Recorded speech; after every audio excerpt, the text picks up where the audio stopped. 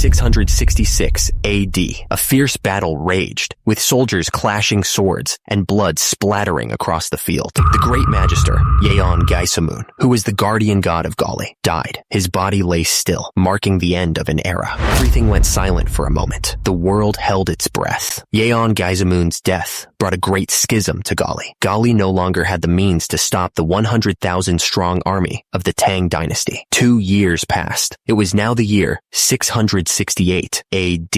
A blade flashed in the sun. A man kneeled on the wooden platform, awaiting death. Below, other soldiers looked on, and as he cried out, "Father, please spare me!" a general sat high on his horse, sneering at the Gali soldiers. He laughed. "Look at those Gali bastards trembling. Ooh, ha ha ha." The fighting continued without end. The man on the platform continued to beg, his voice cracking with fear. "Spare me. Please spare me. I beg you." A soldier responded coldly. "Blame your misfortune of being born in the wrong country." The man could only groan in despair. The executioner raised his sword, bringing it down with a sickening thud. Blood splattered across the platform. They gasped, recognizing the red three-legged crow flags in the distance. Gasp! Those people are the red three-legged crow flag? The cavalry charged forward, their armor gleaming in the sun. The soldiers shouted in excitement. "It's the black armored demon cavalry. Gali's cavalry has arrived." The soldier yelled at the top of his lungs, trying to keep everyone calm. "Do not panic." He looked absolutely furious. The general sat high on his horse, surrounded by his troops. He spoke with arrogance, believing their victory was assured. He gestured with his sword, declaring that the Gali scum were no match for them. A commander rode a war boar and charged straight toward the enemy. He shouted his challenge over the din of battle. "I'll show you, black armored demon cavalry commander. Face my spear." The black armored demon cavalry charged forward with unstoppable momentum, their hooves pounding the earth. They were a storm of steel and fury, ready to crash into the enemy lines. In a flash, the general's blade cut through the air, meeting its mark with deadly precision. The enemy commander on the war boar didn't even have time to react before he was struck down. The troops watched in stunned silence as the general's attack landed. They couldn't believe what they had just witnessed. The general, in a single stroke, the general stood tall over the fallen commander, his sword dripping with blood. The air was thick with the smell of death, a testament to his overwhelming power. Panic surged through the ranks as the troops realized the battle was turning against them. "Saint, stop him!" they screamed, desperate to stop the general's advance. The battle was a storm of steel and blood, a brutal dance of death. Soldiers screamed as they fell, their cries lost in the roar of combat. More and more soldiers fell, each death a brutal punctuation mark in the ongoing carnage. The air was thick with the smell of blood and the sounds of dying men. Ground was littered with corpses, a testament to the ferocity of the fighting. The realization hit like a hammer. The black armored demon cavalry. Another soldier lay lifeless among the carnage. A voice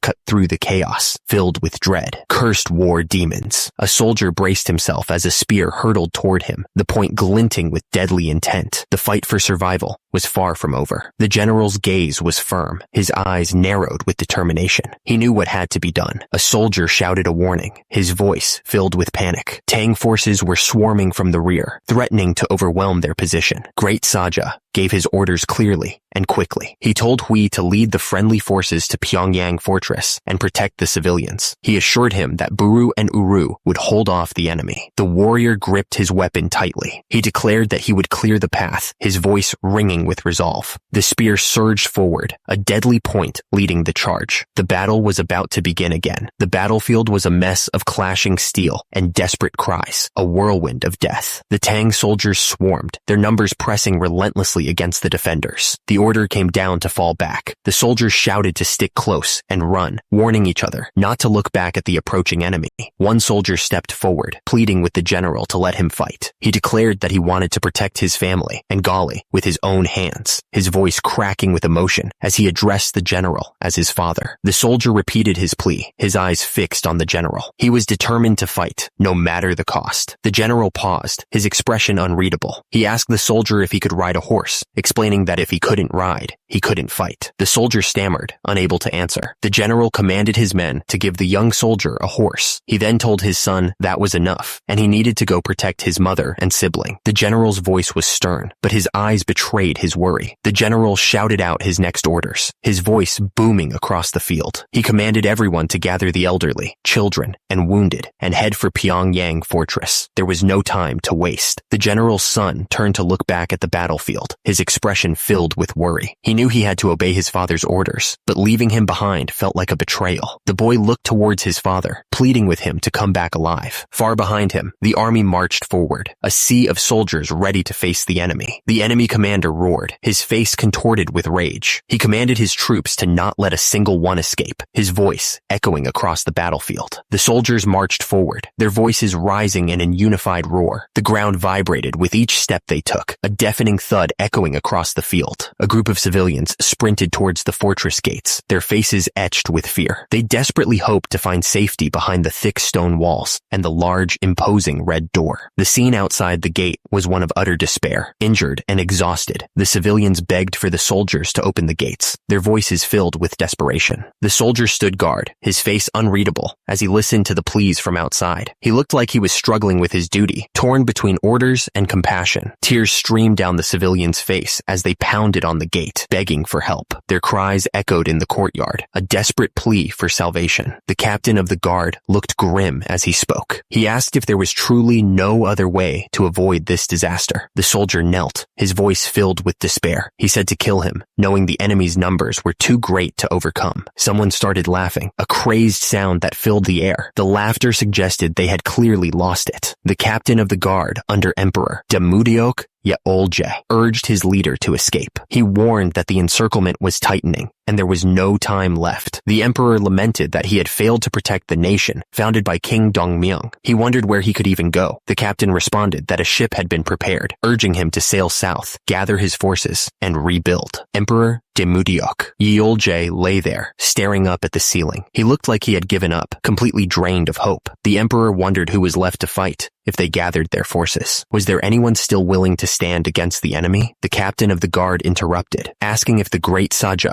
Go Jinshun, was still present. He seemed to be suggesting that Go Jinshun might be the answer. The emperor considered this. The great Saja, so he remained. The thought gave him a flicker of hope. The captain of the guard knelt before the emperor. He asked if his majesty would grant him one request. The emperor lay there, lost in thought. He was probably wondering what would happen next, and if there was any hope left. Delete entire narration. The ground was littered with bodies. The cost of war was being paid in blood. The armored warrior stood tall, his sword dripping with blood. Your death will be remembered by your son, he said, his voice cold and final. The battlefield was a scene of carnage. Dead soldiers and horses were scattered across the ground, a testament to the ferocity of the fighting. The warrior surveyed the battlefield, a sea of Tang Dynasty soldiers stretching before them. He said something. He then asked if they were scared. He grinned, proposing a contest to see who could kill more. He added, 2 warriors stood side by side, observing the unfolding battle. One of them said. The other responded with a simple, "Is that so?" The warrior turned, his back to the battlefield. It looked like moving forward would be tough from now on. One of the warriors turned to the other, a fierce glint in his eyes. He said something. The warrior grinned, his eyes gleaming with anticipation. He said something. The army advanced, a sea of mounted warriors moving as one. They were ready for anything, their spears raised high, reflecting the sun.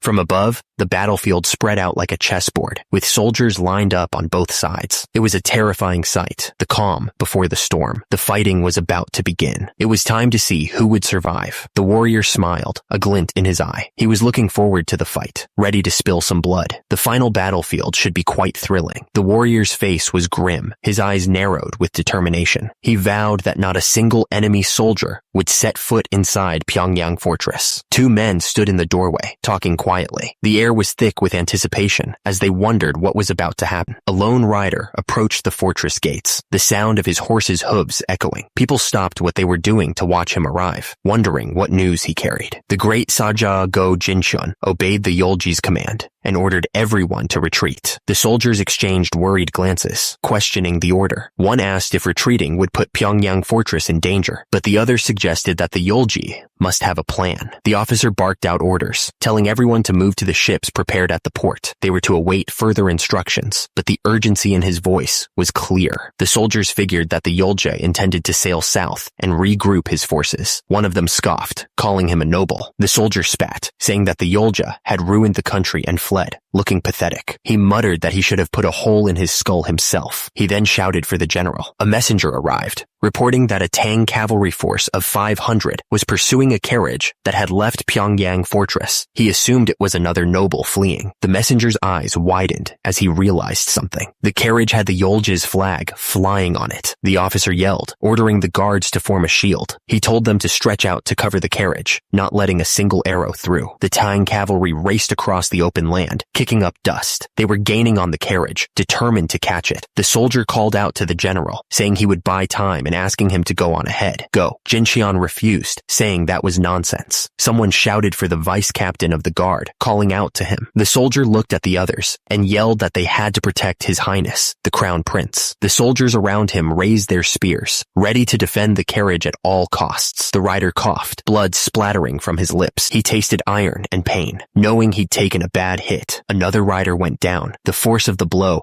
sending him reeling. He barely managed a grunt before falling. The vice captain of the guard barked orders, yelling for the cavalry to pick up the pace. He said they could catch them soon if they just pushed harder. The soldiers rode hard, their armor gleaming in the sun. They were focused on one thing, catching the carriage. The clash was sudden and brutal, spears splintering against shields. The soldiers fought with a desperate ferocity, knowing what was at stake. The rider felt a sharp pain shoot through him. He coughed, trying to clear his head. The battlefield stretched out before them, a chaotic mix of dust and blood. The riders charged forward, their destination clear. The captain of the guard, Great Saja, watched the battle unfold. He knew they were running out of time. The Great Saja gave the order, his voice cold and hard. He commanded all forces to annihilate them, letting not a single one escape. The soldiers grunted with effort, the sounds of battle echoing around them. The clash of steel on steel filled the air as they fought for their lives. The battlefield was a whirlwind of clashing steel and desperate cries. Soldiers fought and died in a tangled mess of limbs and weapons, each swing a desperate attempt to survive. The soldier roared as he cut down the two demons. He was determined to wipe out those monsters. With a confident grin, the archer prepared to fire. He boasted that he could take down two bastards with one shot. The soldier's hand clenched into a fist, knuckles white with rage. He was ready to crush anyone who stood in his way. Yuel Juburu roared, his face contorted with fury. He declared he was going to crush them all. The ground shook as the cavalry charged forward, a wave of mounted soldiers ready to crash into the enemy lines. Each rider gripped their spear, focused on the battle ahead. The captain of the guard demanded to know if the Yahello was inside the carriage. He was told it wasn't him. Then who was it? The answer came back. It was His Highness, the Crown Prince. The guards stood tall and silent, their armor gleaming in the sunlight. They were an impenetrable wall, protecting the carriage and its precious cargo from any threat. A faint rainbow arced behind them, an odd sight amidst the chaos. The carriage stood ready, the guards tense and watchful. The red flag fluttered in the wind, a symbol of the Crown Prince's presence. They had to get out of here, and fast. They continued their journey through the forest, the carriage rumbling along the dirt path. The soldiers stayed alert, their eyes scanning the trees for any sign of danger. The guards stood firm, their faces grim. They were ready to give their lives to protect the carriage and its precious cargo. One of the guards asked if it was truly a decree from His Majesty. He was told yes, His Majesty Yaolji had ordered them to escort the young emperor by ship to a safe location. The image was a logo, nothing important to see here. The carriage and its escort continued on, the sun beginning to set. The sky was painted with hues of orange and purple as they pressed forward. The path snaked its way through the mountains, a thin white line against the green landscape. In the distance, the ships waited, their dark shapes promising escape. One of the guards figured that at their current speed, they should reach their destination around sunrise. The soldiers nodded, their faces grim with determination. Suddenly, a soldier shouted to the general that the enemy was here. The news spread quickly through the ranks, and the soldiers tensed, ready for a fight. One of the soldiers cursed, wondering how those bastards had tracked them down. He yelled that he was going to split their skulls with his arrows, telling URU to save some for him. He ordered the rest to protect the young emperor and the Gauri. The Goguryeo troops rode hard across the field, their armor gleaming in the sunlight. The air crackled with anticipation as they closed in on the enemy's position. They were ready to fight. The soldier at the front pointed towards the horizon, his voice ringing out. He yelled that the enemy forces were over there, and the soldiers gripped their weapons tighter, bracing for the coming battle. The commander's voice cut through the chaos as he shouted to URU. He commanded URU to fire at once, his voice leaving no room for hesitation. The archers released their arrows, and the sky filled with whistling death. The arrows flew towards the enemy, each one carrying the promise of destruction. The battle had begun. The archer grinned, a flash of teeth in the heat of battle. He muttered that he could take down 2 with each arrow, clearly enjoying the carnage. He was right where he wanted to be. The archer took aim. His eyes narrowed in concentration. He released the arrow, sending it soaring into the sky, the first of many. The air crackled with anticipation as the archers prepared their next volley. The arrows rained down on the enemy soldiers, each one finding its mark with deadly accuracy. Men screamed as they fell, their armor offering little protection against the onslaught. The battlefield was quickly turning into a scene of chaos and death. The Goguryeo troops surged forward, their horses thundering across the battlefield. They were a force of nature, unstoppable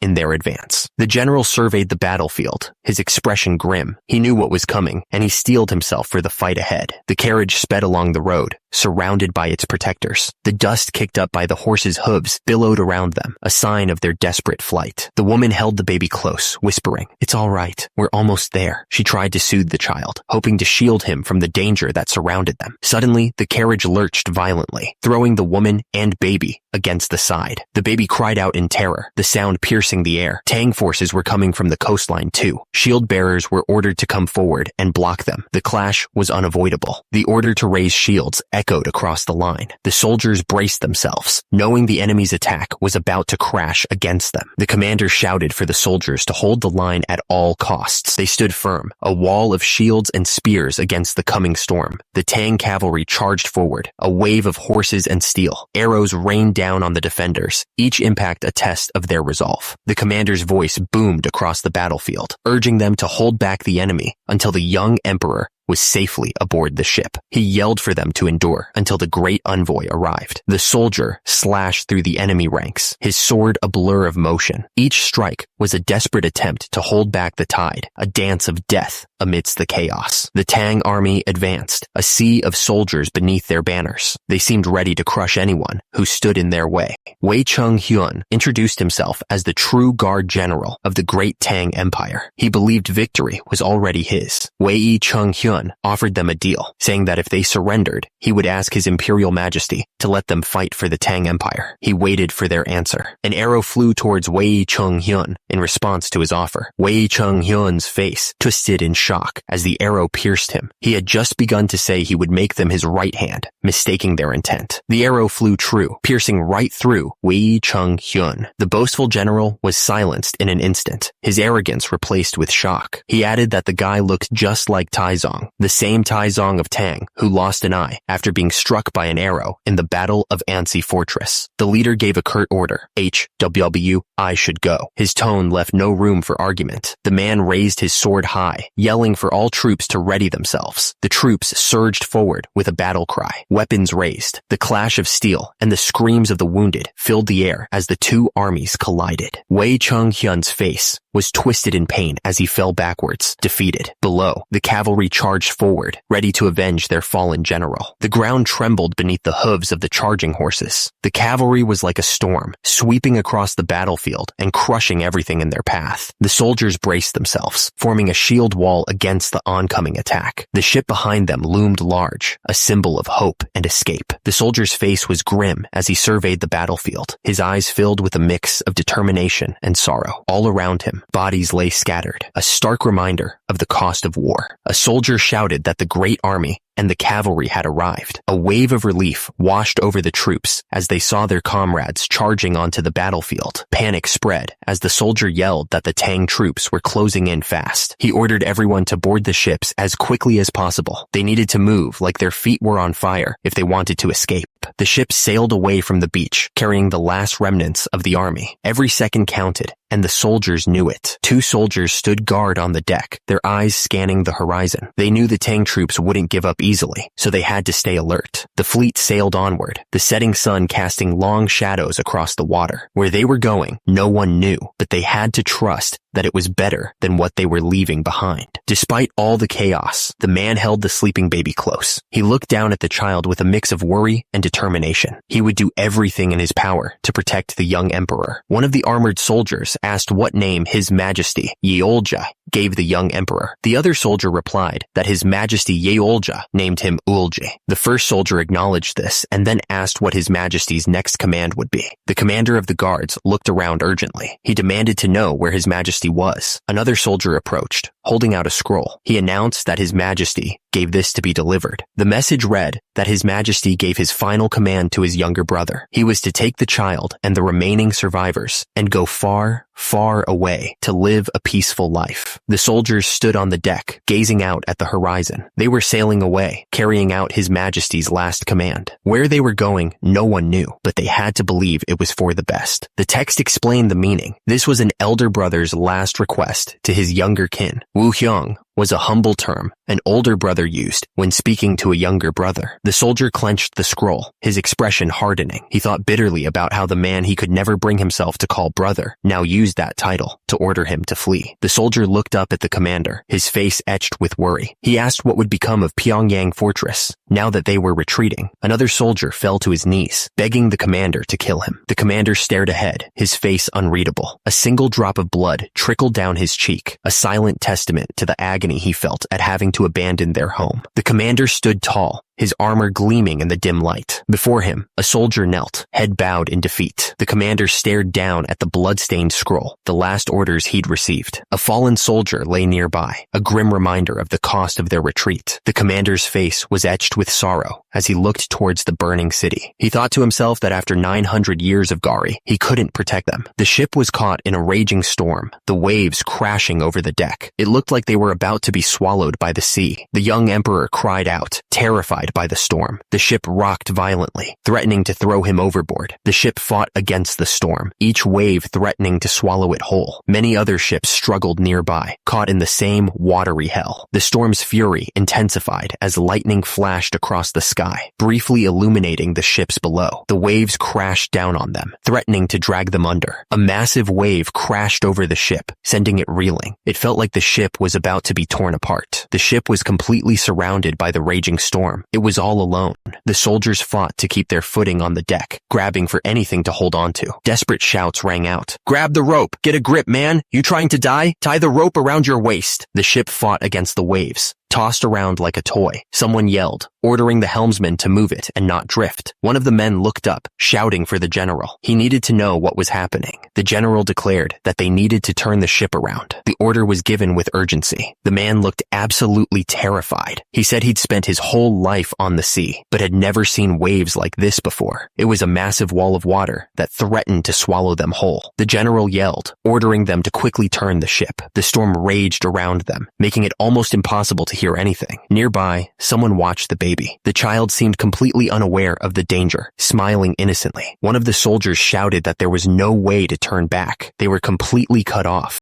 The general screamed at the top of his lungs, ordering them to push through the massive waves. His voice was full of desperation. Another soldier raised his sword, declaring that this was His Majesty Yolja's will and the battle of the Gari Navy. He looked absolutely determined. The soldier stood firm against the storm, raising his sword high. Lightning crackled around the blade, but he didn't flinch, his eyes fixed on the raging waves ahead. The order to break through the dark echoed across the ship. The fleet was tossed about like toys in a bathtub, each ship fighting its own battle against the monstrous waves. The storm seemed determined to swallow them whole, and the air was thick with the roar of the wind and the crash of the sea. On deck, the soldiers clung to anything they could find, their faces grim but resolute. The wind howled around them, and the rain lashed down like whips, but they stood their ground, ready to obey the general's command. The water churned and foamed, a swirling mass of chaos that threatened to pull the ships under. Each wave was like a mountain crashing down, testing the strength of the vessels and the courage of the men aboard. The ships were caught in a maelstrom of wind and water, tossed about like toys. Waterspouts danced across the surface of the sea, each one a swirling tower of destruction. Suddenly, a blinding light erupted from the heart of the storm, washing over everything. It felt like the world itself was being torn apart. Someone called out to the young emperor, their voice barely audible over the storm.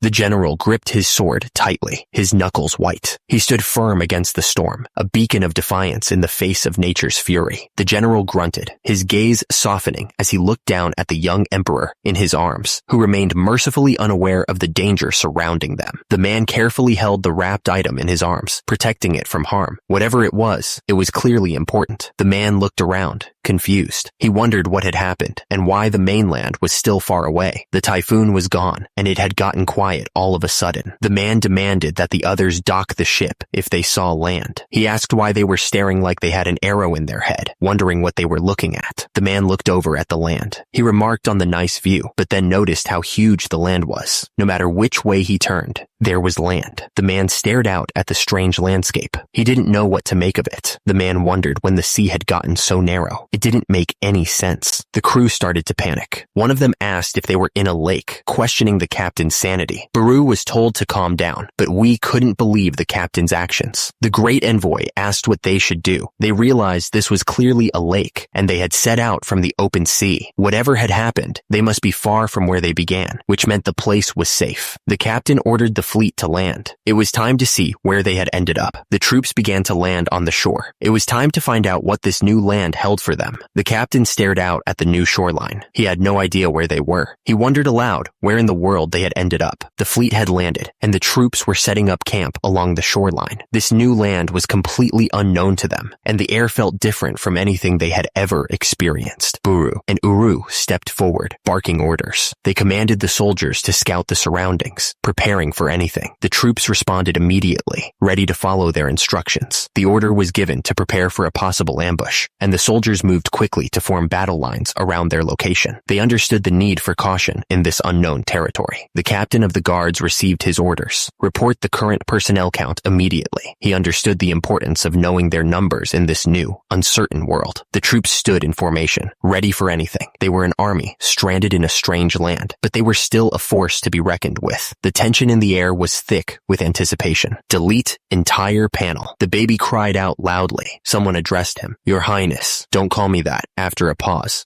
Understood. Then I'll just step aside for a moment. Someone asks, what's the matter? It seems you saw Sophie. Is that so? The three men stood around the baby, looking down at it. They seemed unsure of what to do next, their faces showing a mix of concern and curiosity. The man stared intently, his eyes narrowed with determination. He demanded that something be changed immediately, his expression leaving no room for argument. The three men looked down at the baby again, their faces now etched with worry. They seemed to realize the gravity of the situation, their concern growing with each passing moment. The man's voice boomed across the area, his face contorted with urgency. He shouted for someone to call the captain of the guards, his command echoing through the air. The man's voice was hoarse as he called out for the captain. He desperately needed the captain's leadership, his shout carrying a sense of urgency and desperation. The soldiers moved through the forest, their steps carefully planned. From above, their formation looked like a well-oiled machine, ready to strike at any moment. One soldier said they only needed one wild boar from Gojo Mountain, but then immediately contradicted himself, pointing out there wasn't even a single ant in sight. He then scolded someone else as a little brat for being rude to an elder.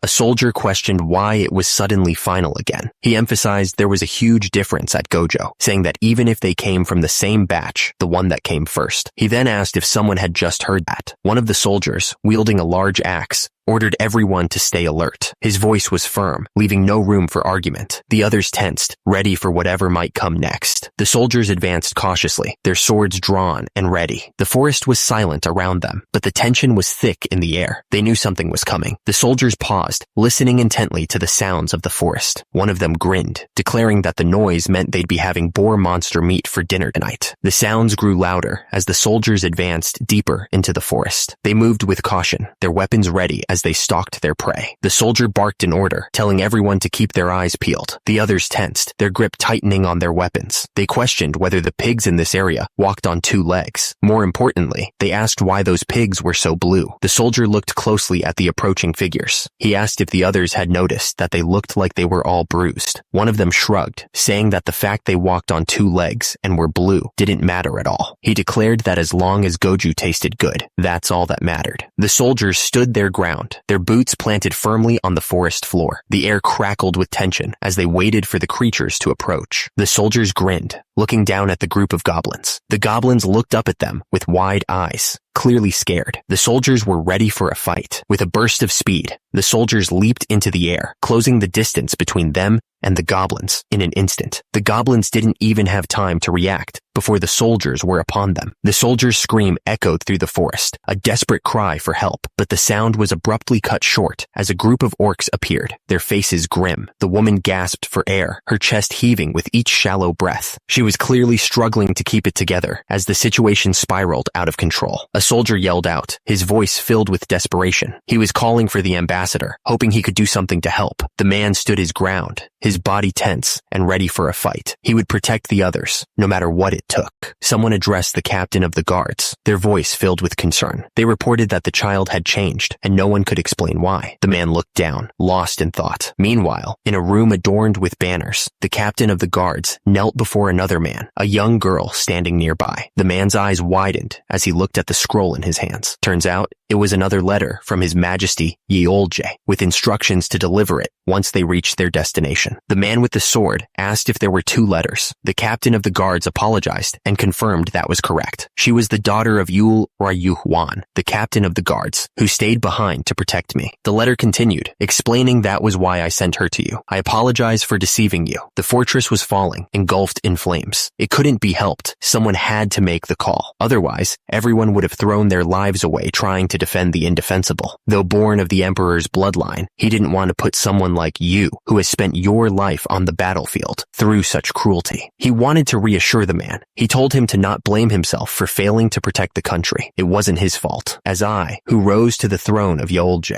through a coup, Yahello admitted that his life was lived as a mere puppet of power. He had never truly been in control. He begged Yahello to let the ambassador live differently and to carry out everything according to his own will. Yahello's face was cold and unyielding. Then, a spray of blood filled the air. Yahello looked down at the bloodied sword in his hand. He then said he hoped that child would grow up well and become his partner. The ambassador stood tall, facing away from the horror he had just witnessed. He spoke softly, saying that His Majesty would grant him freedom. The guards moved in, surrounding the ambassador. They led him away, leaving Yahello alone with his thoughts. The man carefully held the baby in his arms, supporting its tiny head. His large hand gently touched the baby's cheek, a soft and caring gesture. The baby stared up with wide eyes, its face full of curiosity. The man watched the baby, his expression unreadable. The baby suddenly broke into a wide, toothless grin. The man's eyes softened as he looked at the baby's happy face. Someone asked the man to change the baby's diaper. He responded with a simple acknowledgement, ready to take on the task. He explained that she had stayed behind to protect the castle, following her husband, Ful Ryuhwan. The man stood there, looking up at the sky. He wondered what he had to do now, what his next move should be. He thought back to when he first picked up a sword at 6 years old. By 16, he was already on the battlefield, ready to fight. He remembered when they abandoned their homeland and fled. He was at the very front, fighting to protect everyone. As someone born from the emperor's bloodline, even if he was a bastard, his duty was clear. He had to protect the empire, no matter what it took. But now, standing on this strange shore, the reason for his existence seemed to have vanished. What was he supposed to do now? He stared up into the sky, the colors shifting above him. What then should he draw his sword for? What was his purpose here? Inside the tent, a scout reported on the surroundings. He had scouted the forest near Gojo, but found no enemies. The scout reported that the atmosphere of the forest was different from Dong or Sila. Some of the trees looked a bit different too. But the strangest thing was the creatures walking on two legs. The general looked absolutely furious. He demanded to know what the meaning of the interruption was. Had an enemy appeared? The soldier stammered, his eyes wide with fear. It seemed heaven was angered. What? Heaven was angered? The soldier hesitated, unsure of what to say. He looked up at the sky, trying to find the right words to describe what he was seeing. The soldier finally spoke, pointing up at the sky. He said that the moon had given birth, and the offspring were twins. He looked at the others with a strange expression. The soldier looked up at the sky in disbelief. He pointed out that the moon wasn't giving birth, and the stars were different too. It was like they were in a completely different world. The other man listened carefully, taking in the bizarre news. The officer tried to remain calm, saying that at least they didn't have to worry about the Tang army right now. The other soldier agreed, but his face showed he wasn't convinced. The officer repeated himself as if to convince himself. Delete entire description. The S name was displayed. Delete entire description. The orcs charged, weapons raised, ready to attack. One of them yelled at the pig, demanding to know where it thought it was going, and triumphantly announced that he had caught the blue pig. A man stood firm, his expression stern. He commanded the pig to hold still, his voice filled with authority. The man frowned, deep in thought. He wondered if the pigs here walked on two legs naturally, or if they were actually people wearing pig masks. The orcs continued their assault on the pig, swinging their weapons wildly. The pig, surprisingly, kept repeating, "Let's talk human," over and over. One of the men commented that the pigs sounded like they were talking like people. The other man looked at him strangely, asking what he was talking about and if he had ever seen a pig talk. The first man paused, then admitted that was true. The man tickled the orc relentlessly, telling him to hurry up and just die already. The orc screamed from the tickling, squirming in the man's grasp, desperate for it to stop. The man continued to beat on the orc, unimpressed by the screaming. He found the whole thing pretty noisy, actually, like the orc was doing it on purpose to annoy him. One of the men wondered what was going on. The other man replied that they were performing some kind of ritual, though what kind, he didn't know. Woo! And another man continued to beat the pig. One of them wondered why they were tickling it, suggesting a smiling sacrifice would be better. He then told URU to tickle him properly, because they had to keep him smiling. Great Lion told BURU and URU to stop what they were doing. BURU asked why he was interrupting them. Great Lion said they could do the ritual later, because they needed food first. The man with the axe was told that since the pig was blue, it might be sick. Suddenly, a voice called out. The general sighed, asking what it was this time. Had a dog or a cow started walking on two legs? He then asked how they even knew about it. Everyone stared in stunned silence. The air crackled with tension as they tried to process what they were seeing. Anyway, back to the action. The order was given to grab weapons. One of the soldiers asked what that thing was. He wondered how a cow could walk on two legs. The command to block them echoed through the ranks. The soldiers braced themselves, raising their shields to form a wall against the incoming threat. The creature charged forward, its massive frame eating up the distance. The order to throw was barked out. Instantly, a volley of spears flew through the air, aimed at the charging creature. The fight raged on, a chaotic dance of steel and fury. But for a brief moment, the world seemed to pause. The spears found their mark, piercing the creature's thick hide. Fury twisted his face as he watched the battle unfold. The battlefield was a chaotic mess of soldiers and strange creatures, locked in a deadly struggle. The horned creature was caught in a brutal assault. Steel flashed as the soldiers pressed their attack, their weapons finding their mark. The fight went on. The man yelled, confused by the situation. He couldn't believe what he was seeing. He shouted at the soldiers to shoot their arrows at the cow, demanding to know what they were all doing. Arrows flew, piercing the creature's hide. The impact of the arrows caused the beast to stumble back, roaring in pain. The man looked closely at the rope. His eyes narrowed in suspicion. He wondered if someone was trying to start a power struggle with him. The man didn't hesitate. He yelled for the soldiers to fire. The rope weapon shot forward with deadly speed. The arrows rained down on the horned creature, each one finding its mark. The force of the arrows caused the beast to stagger. The horned creature knelt on the ground, defeated. Arrows stuck out from its body, a testament to the soldier's deadly aim. The man screamed at the cow-like creature, calling it a bastard and commanding it to die. He watched as the creature fell, finally defeated. The horned creature lay lifeless on the ground, a pool of blood spreading around it. The arrows that had struck it were now still, marking the end of the fight. The man stood over the fallen beast, his large axe dripping with blood. He had won, but the fight had clearly taken its toll. The silence hung heavy in the air. URU asked if it was okay to eat the cow bastard. He added that the great lion wouldn't tell them not to eat it again, right? The man was shocked. There were 3 more of those creatures, and now there was even a dog running around. The battle was a mess of blood and steel. Creatures and warriors clashed, each blow carrying the weight of desperation. The ground was littered with bodies. Someone called out to URU, suggesting they split up and take them out half and half. Then they wondered who would get the last one. The other man shrugged and replied, "Who knows?" A warrior's sword flashed, cutting through one of the creatures with ease. The impact echoed through the air. The battle raged on, a chaotic dance of death. Each warrior fought with everything they had, their faces grim with determination. The Minotaur roared, ready to charge. The warrior stood his ground, his sword gleaming in the dim light. He wasn't going to back down from this fight. The warrior's sword flashed, slicing across the Minotaur's chest. Dark blood sprayed into the air as the beast staggered back, roaring in pain. The warrior didn't let up.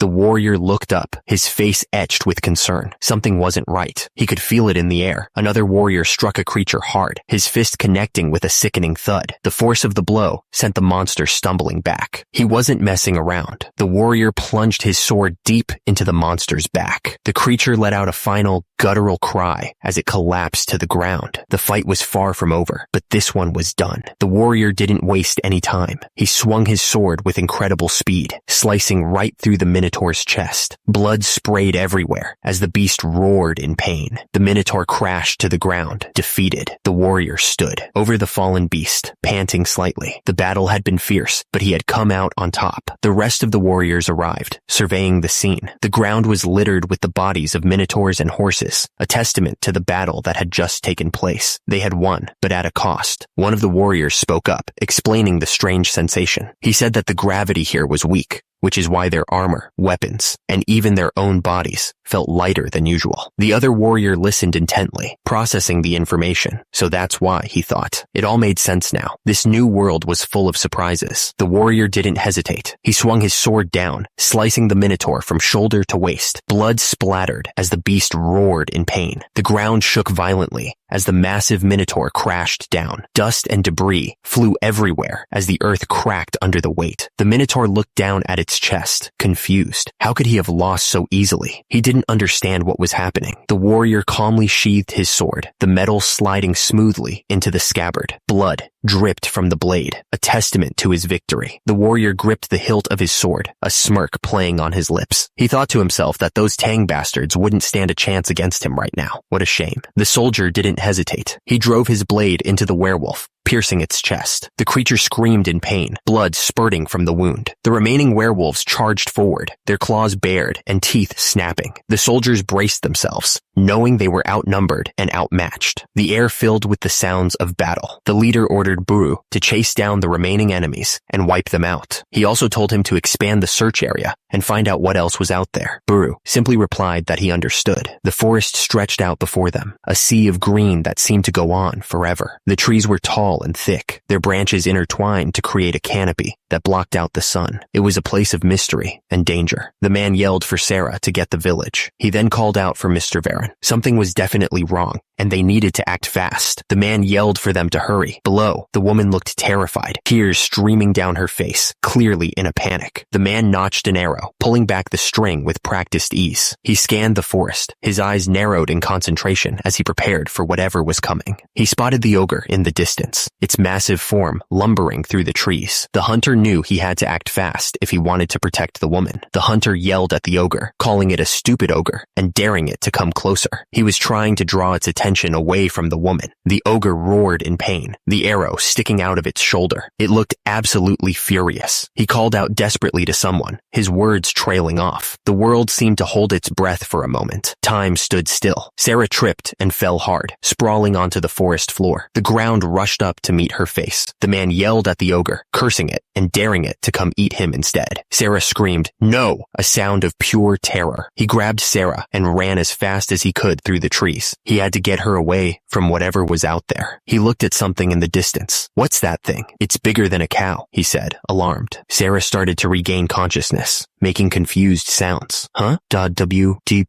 she mumbled weakly. A dwarf appeared before them. You were in danger, young lady, the dwarf said to Sarah. The man stared in shock. A dwarf? He exclaimed. The dwarf stammered, barely able to speak. Eminai, that was close. Eminai looked at him in disbelief. Dwarf? Eminai gave the dwarf a strange look, clearly confused. Dwarf? What's that supposed to mean? Suddenly, a voice shouted a warning. The dwarf looked up, startled. The ground shook as something massive crashed down. Dirt and rocks flew everywhere from the impact. Back in the forest, the dwarf continued to carry EMI-NAI, looking around cautiously. The girl's eyes widened in horror as she looked down at the body. Reflected in her pupils, she saw the figure responsible for the brutal attack. The attacker swung down with incredible force, the blade slicing through the body. A spray of blood and gore filled the air as the body split apart. The man and the girl stood frozen, their faces etched with disbelief. The scene before them was a gruesome display of power. The man yelled in disbelief as he watched the ogre fall. It was unbelievable. The ogre went down in one hit. The man stood over the fallen ogre, breathing heavily. The air was thick with the smell of blood and death. The story continues. Someone observed that it must be high order, EMINNAI,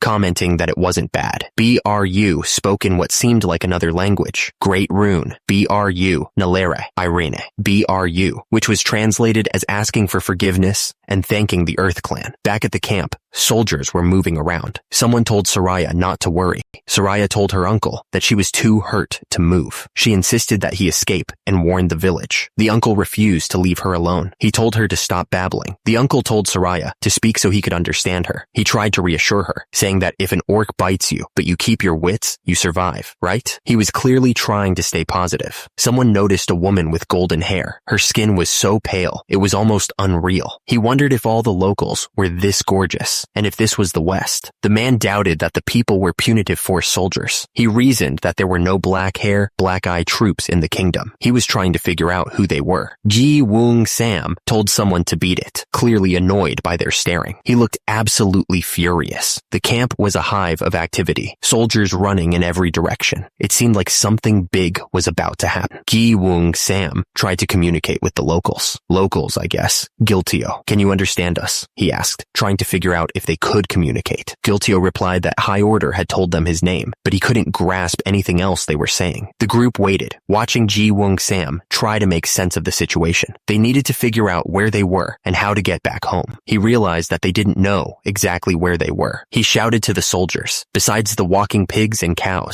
the man realized that to get any useful information, they needed to find a way to talk to the people who lived here. Without words, they were lost. The group sat there, thinking, but one of them said they'd figure something out. Somehow, they had to. Suddenly, one of the men shouted that he had an idea. He grinned, looking confident. The lad with them was a genius who knew every tongue. One of the men declared that Ji Woong Sam should speak for them. He explained that this was Ji Woong Sam, addressing someone with respect. Ji Woong Sam was introduced as the man who knew every language under heaven. It was a bold claim, but he looked confident. Someone asked if that was really true. Another man affirmed it, explaining that Ji Woong Sam had traveled west with his merchant parents and picked up every foreign tongue along the way. Someone suggested they try talking to the locals. The group agreed enthusiastically, ready to let Ji Woong Sam put his skills to the test. Ji Woong Sam thought to himself that this was his chance to finally prove his worth to the group. Ji Woong Sam declared that he had traveled everywhere, from Great Jin to Wa Koku. He boasted that there was no place he hadn't been, and no language he didn't know. Ji Woong Sam tried to greet the blonde woman, attempting to speak French, but it didn't go well, and he quickly stopped himself, realizing it wasn't working. Ji Woong Sam realized that French wasn't the right choice. He admitted that it was a no-go, while the blonde woman looked even more puzzled. Ji Woong Sam tried again, this time attempting English. He greeted her with a drawn-out hello, but she still didn't understand. Ji Woong Sam, not giving up, suggested a cheek-to-cheek greeting. He moved in close, but the blonde woman looked completely shocked, unsure how to react. The blonde woman watched the man with the ponytail and wondered what he was doing. The others just stood there silently, also unsure unsure of what was happening. The man with the ponytail suddenly looked scared. The other man looked absolutely furious. Wung Sam tried speaking in different languages, hoping one would work. He tried Spanish, French, Arabic, German, and even some kind of tribal dialect. Someone laughed nervously and addressed the envoy, saying, "Here's the thing. They seemed to be trying to explain or excuse what was happening." Someone sighed and said they forgot URL was useless outside of battle. They warned URL not to claim he wrote the ulji in front of people, calling it embarrassing. Delete, verify, or remove missing OCR data. One of the women stepped forward, a determined look on her face. She offered to try something, though it wasn't clear what she had in mind. She stated her name, Yeon Chuaga Ram, slowly said his name, Yeon H-B-I-G-A Ram. The woman seemed surprised and asked if his name was Yeon Shuai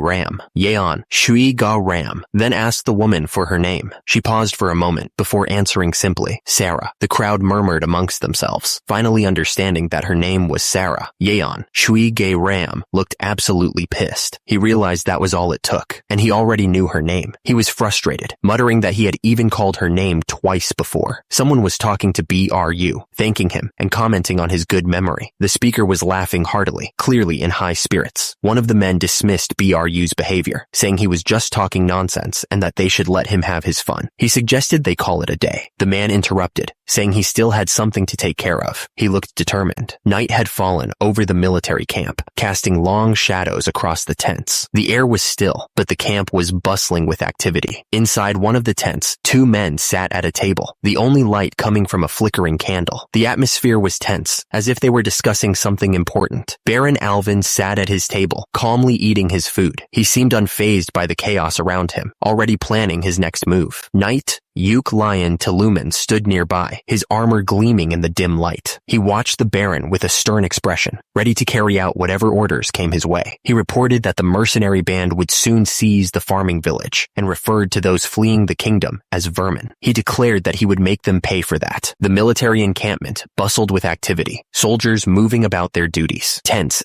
dotted the landscape, a testament to the organized chaos of a camp preparing for movement. One of the men asked if they were leaving the next day. The other, addressed as General, confirmed that they were. The general explained that, strangely, Sarah was following Blue and Yu. A man's voice called out, announcing that he was there and telling someone to come in. Someone said purity, simplicity, aha, as the realization seemed to dawn on them. Someone instructed them to go to the village. Sarah said she understood. The speaker refused to let her go alone. He told Sarah that Demudiok. Sarah asked why all of a sudden, since Yu needs to organize information about that place. Faran Sarah responded enthusiastically to Gojo's earlier comment, exclaiming about its deep meaning. She acknowledged that she thought Gojo didn't trust her, then laughed it off. Gojo thought to himself that he couldn't trust Sarah at all, except in combat. The travelers moved through the night, the landscape stretching out before them. The stars shone brightly above, guiding them on their way. The logo of Vortex appeared, a reminder of the source. The captain of the guards, Daimudeoke, explained that he had a mountain of work to do at the camp. He told Sarah and Wu to go and come back safely this time, reassuring them not to worry. The Vortex logo appeared, a reminder of where I was seeing all this. The orcs marched forward, pushing a cart loaded with supplies. The only sound was the rhythmic thud of their feet on the ground. The Vortex logo appeared once more.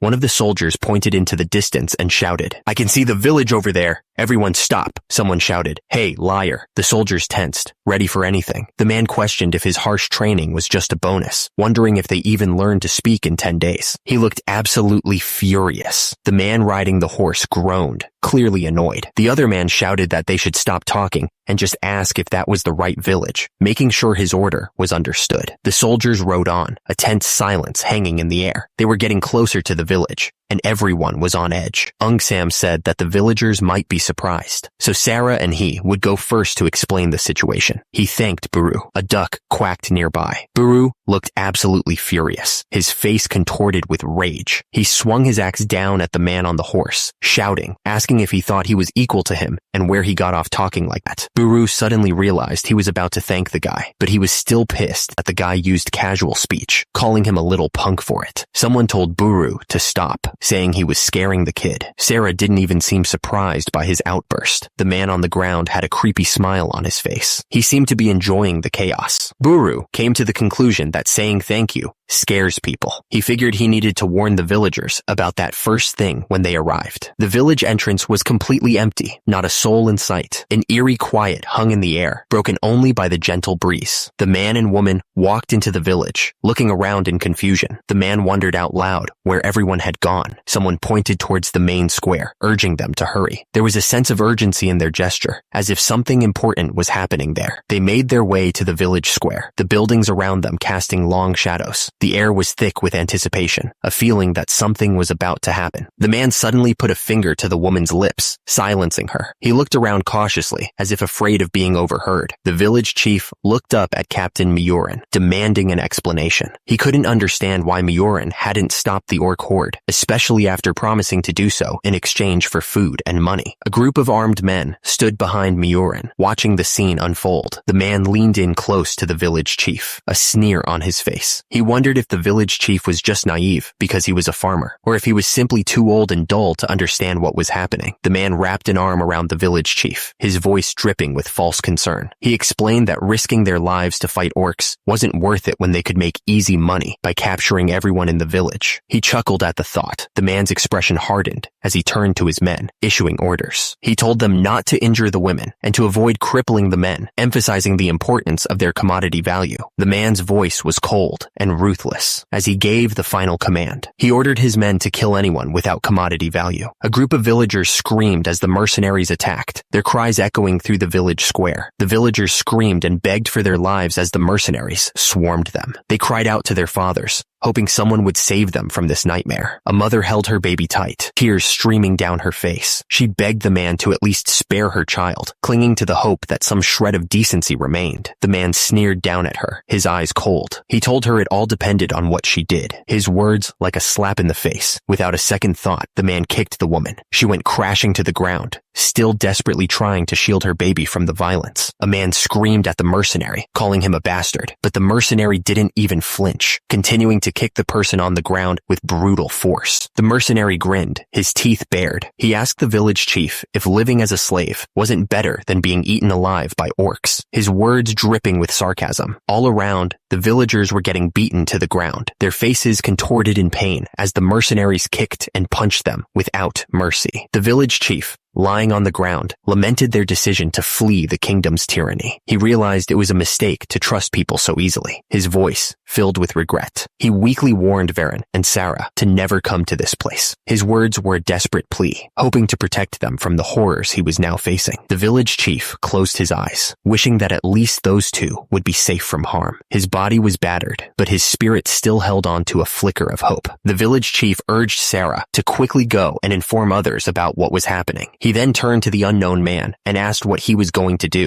The man said he would buy as much time as he could until they arrived. The man's face was grim as he thought about the upcoming fight. He knew he had to hold out as long as possible. He had to buy as much time as he could. Sarah looked surprised, clearly worried about what he was planning to do. She didn't want to leave him behind to face whatever was coming. She started to say something, but hesitated. Suddenly, a creepy voice echoed through the village. A man with a sinister smile appeared, his eyes gleaming with malice. He asked if there were little mice around, his words dripping with a disturbing undertone. The two people lay on the ground, defeated. One of them was bleeding, his face a mask of pain. One of the men reported to Captain that they had found her behind the barracks. He told him to deal with it. The injured woman remained on the ground, helpless. The man with the sinister smile grabbed the woman. He told her to come with him, his voice dripping with malice. The woman screamed, terrified. Suddenly, a man kicked the attacker, yelling at him to get out of the way. The kick sent the attacker flying. He grunted in pain. The attacker screamed as he was sent flying by the kick. The woman continued to scream, still terrified by what was happening. The force of the kick echoed through the air. The woman watched the man who had grabbed her. She had been terrified only moments before. Now, she looked down at him as he lay on the ground, defeated. The next moment, the man looked up, his face a mask of shock. He exclaimed something. He couldn't believe what he was seeing. A heavily armored dwarf rode towards them on horseback. He looked like a force to be reckoned with. The man wondered. The dwarf rode confidently through the chaos. He seemed unfazed by the carnage around him. Someone shouted something something. The sound of hooves echoed through the village as a dwarf rode into town on horseback. People turned to see what was happening. The man, who was captain, asked Eminai if she was okay. He told her that this place was dangerous and that she should take Baron and get out of here. EM-NA. I looked worried. Suddenly, someone shouted for everyone to brace themselves. It looked like something bad was about to happen. The men looked up, their faces etched with confusion. They couldn't believe what they were seeing. A spear was pointed straight at them. The attack was about to begin. The commander roared, ordering his troops to beat the old guys and treat them like animals. He yelled that if they're armed, they should finish them off. Above, a warrior swung his sword down on someone. Suddenly, the cavalry charged forward, a wave of mounted soldiers thundering across the field. The ground shook as they rode. Fear gripped the villagers as they recognized the approaching force. Someone shouted that it was a dwarf, the extermination troops. He wondered what was happening as they came closer. Above, the dwarf fought. The attacker swung his sword, catching his target off guard. The strike sent the man flying. The battle turned brutal as the attackers showed no mercy. Someone yelled to kill them all. The villagers screamed, begging for their lives. The soldier couldn't believe his eyes. He wondered if the kingdom had sent a night order. He was shocked, saying that the extermination force couldn't have gone this far. He stammered, stating that 2 armies was impossible, as he had never seen knights like those. He'd never heard of such a knightly order in the kingdom or on the continent, wondering what on earth was going on. The soldier yelled, telling the captain to make for the region quickly, but suddenly he was struck by a volley of arrows. He realized it was the crossbow of the world, the quarrel crossbolt, as he fell from his horse. The soldier pointed up, wondering where on earth those were coming from. He screamed as he was hit, yelling to the captain to look over there. The captain was shocked, saying that this couldn't be. He saw the archer cavalry, realizing that the arrows flying range where all archers aim quarrels. Wouldn't that? The captain cursed, realizing that if they wanted to live, they had to get out of here. He ordered them to fall back to the back gate and abandon the slaves. He yelled at someone running off, demanding to know where they thought they were going. The cavalry charged forward, trampling over the fallen. The ground was littered with bodies, but they didn't slow down for a second. The man swung his hammer with furious speed. He screamed at the fleeing soldiers, demanding to know where they thought they were going, ordering them to kill the enemy. JJALTUNG's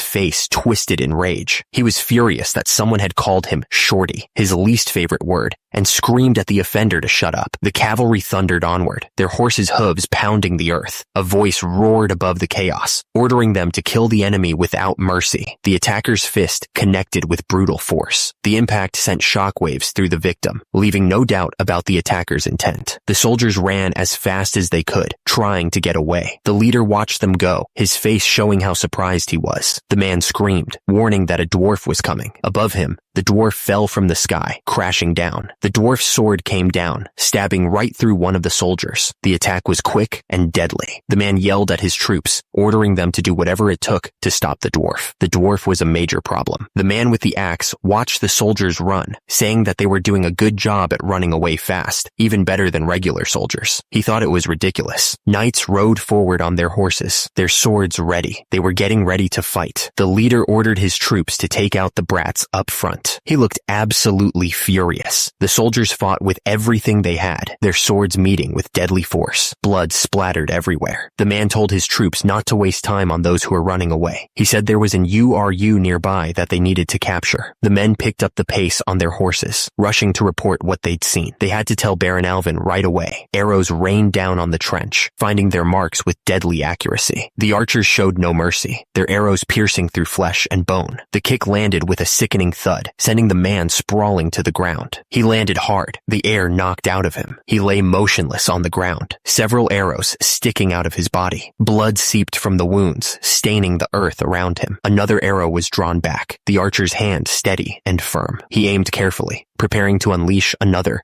deadly shot. The man's eyes widened in terror. He screamed, pointing with a shaking hand. Below, the archer remained focused, his arrow aimed and ready. The archer readied his arrow, his eyes focused on the target, but the man told him to turn back, his voice laced with urgency. The village was quiet. The village was a scene of death. Bodies littered the ground, a testament to the brutal attack. The villagers cried out in despair, huddling around their dead. They begged for mercy, their voices filled with terror. They knew that the most dangerous creature of all was man. But then, a voice cut through the despair, urging everyone to calm down. Someone announced that these people had come to help them. The villagers looked at Baron, asking if it was true. They thought that these people were soldiers from the extermination force, and that they were saved. One of the men yelled at someone to get an interpreter and relay what the envoy was saying properly. He seemed really angry about it. He was pacing back and forth, and his face was red. Baru was told that they would talk later. One of the men with him asked if he saw something over there, but the other man said he didn't see anything. They were squinting, trying to see in the distance. The men were staring off into the distance, trying to make out what they were seeing. One of them exclaimed that he knew what they were looking at. He looked shocked by it. The blue orcs were coming. They were screaming and yelling as they charged forward. The villagers were scared, and they started running in the opposite direction. A man rode fast on horseback, kicking up dust. He shouted, laughing like he had already won. The man looked down, his face grim. He seemed troubled by something he had seen. The man yelled that he had to tell the great lord what was happening. In the background, some orcs were running and screaming. Under the dark sky, a man walked through the forest. The trees loomed over him, and the air was cold.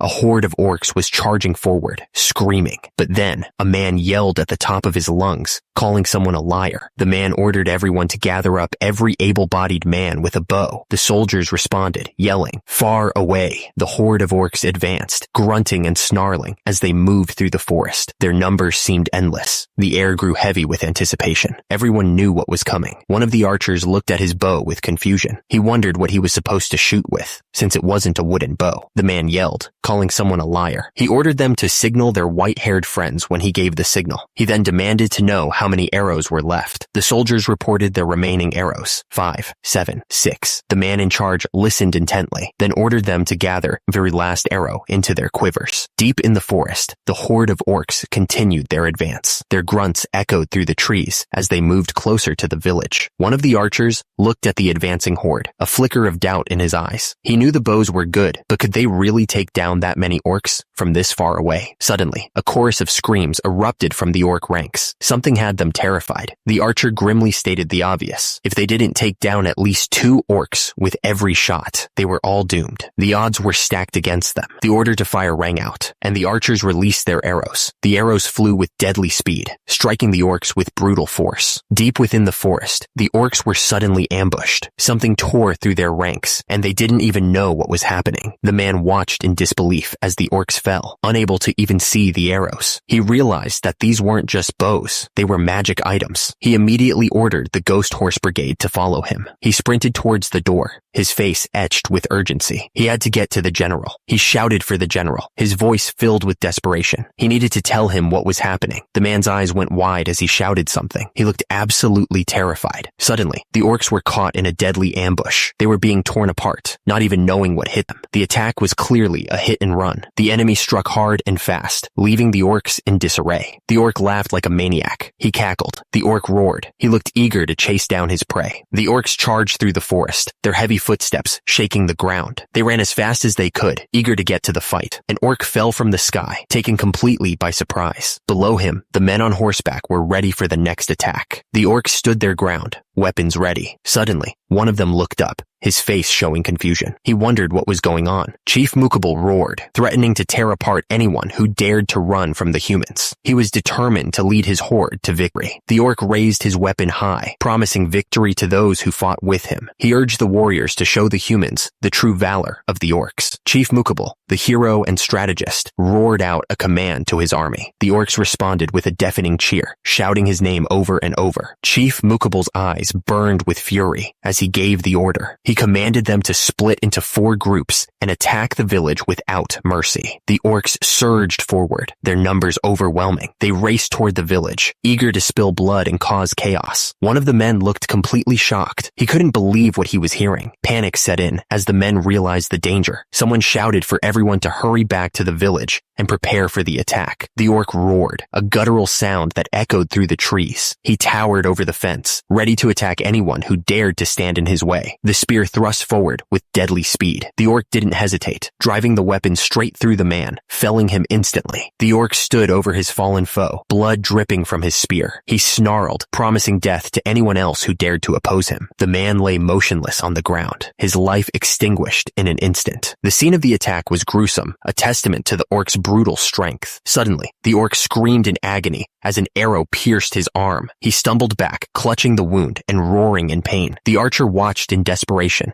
as the injured man groaned, barely conscious. He shouted something, trying to shake him awake. The archer cursed under his breath. Damn it, he thought. They were running out of time, and men. The battle raged on around them. The archer watched as more orcs swarmed forward, their numbers overwhelming the remaining soldiers. The archer grabbed the injured man by the shoulder, trying to get him back in the fight. He said something. The battlefield was a scene of carnage, with bodies strewn across the ground. The remaining soldiers fought with grim determination, knowing their survival depended on it. The soldiers fought with everything they had, knowing they were outnumbered. One of them yelled, ordering everyone to push the orcs outside, because if they broke through, they were all screwed. The orcs crashed into the village, attacking anyone they could find. A villager watched in terror as one of the monsters charged toward him, teeth bared. The soldier swung his weapon, knocking the orc back. He cursed at the monster, demanding to know who gave those pig bastards permission to even speak. He was starting to feel like things were getting out of hand. The soldier gritted his teeth, striking down another orc. He yelled to his comrades that they'd killed maybe 200 of the monsters, but another 400 had just shown up to take their place. The soldier dodged a blow and slashed at an orc's leg. He told the others that at this rate, it would be impossible to hold out until reinforcements arrived. If it were just them, they could run, but they couldn't leave the villagers behind. The orcs swarmed the village, their crude weapons crashing against anything in their path. The villagers fought back desperately, knowing what was at stake if the line broke. The man gritted his teeth, swinging his axe with renewed determination. He knew they were in a tough spot, but he yelled that they just had to hold out, no matter what. Another soldier struck down an orc, his face set with grim resolve. He agreed, saying that running away from pigs wasn't something a man of Gari would ever do. From the forest, Chief Mukable roared, his voice echoing across the battlefield as he gave the order to charge. The horde surged forward, a green tide crashing against the village defenses. The soldier braced himself, his muscles tensing as he prepared for the inevitable clash. He roared, ready to meet the charge head. The soldier stood over the orc he had just killed, the monster's body pinned to the ground by the wooden spikes. He knew they couldn't give up, no matter how bad things got. They just had to hang in there. The soldiers stood their ground, spears ready, over the body of the fallen orc. One of them scoffed, saying that a real warrior wouldn't run from a pig like that. That's not what a man from Gari would do. From the darkness of the trees, Chief Mukable roared, his voice full of fury, as he ordered the horde to charge. The orcs surged forward, a wave of green muscle and crude weapons crashing towards the village. The soldiers braced themselves, preparing for the inevitable impact. Meanwhile, the orcs continued their relentless charge, their numbers seemingly endless. The two soldiers suddenly turned their heads, their eyes widening in surprise. One of them muttered, pointing towards the horizon, calling out for the Grand Envoy. The orc army stood ready, spears glinting in the dim light of the forest. They were ready to meet their enemies in battle, their numbers seemingly endless. The orc leader threw his head back and laughed, a sound that echoed through the trees. He was enjoying the thought of the upcoming battle, confident in his army's strength. The orcs laughed along with their leader. He ordered them to resume the pig hunt, eager to chase down the remaining villagers. The orcs swarmed the village, their crude weapons raised high. They were determined to kill every last villager, enjoying the terror they inflicted. The orcs continued their assault, their battle cries filling the air. The villagers screamed in terror as they were cut down, unable to defend themselves against the overwhelming force. The orcs began to move into a wedge formation, their spears pointed forward. They were ready to meet the enemy head-on,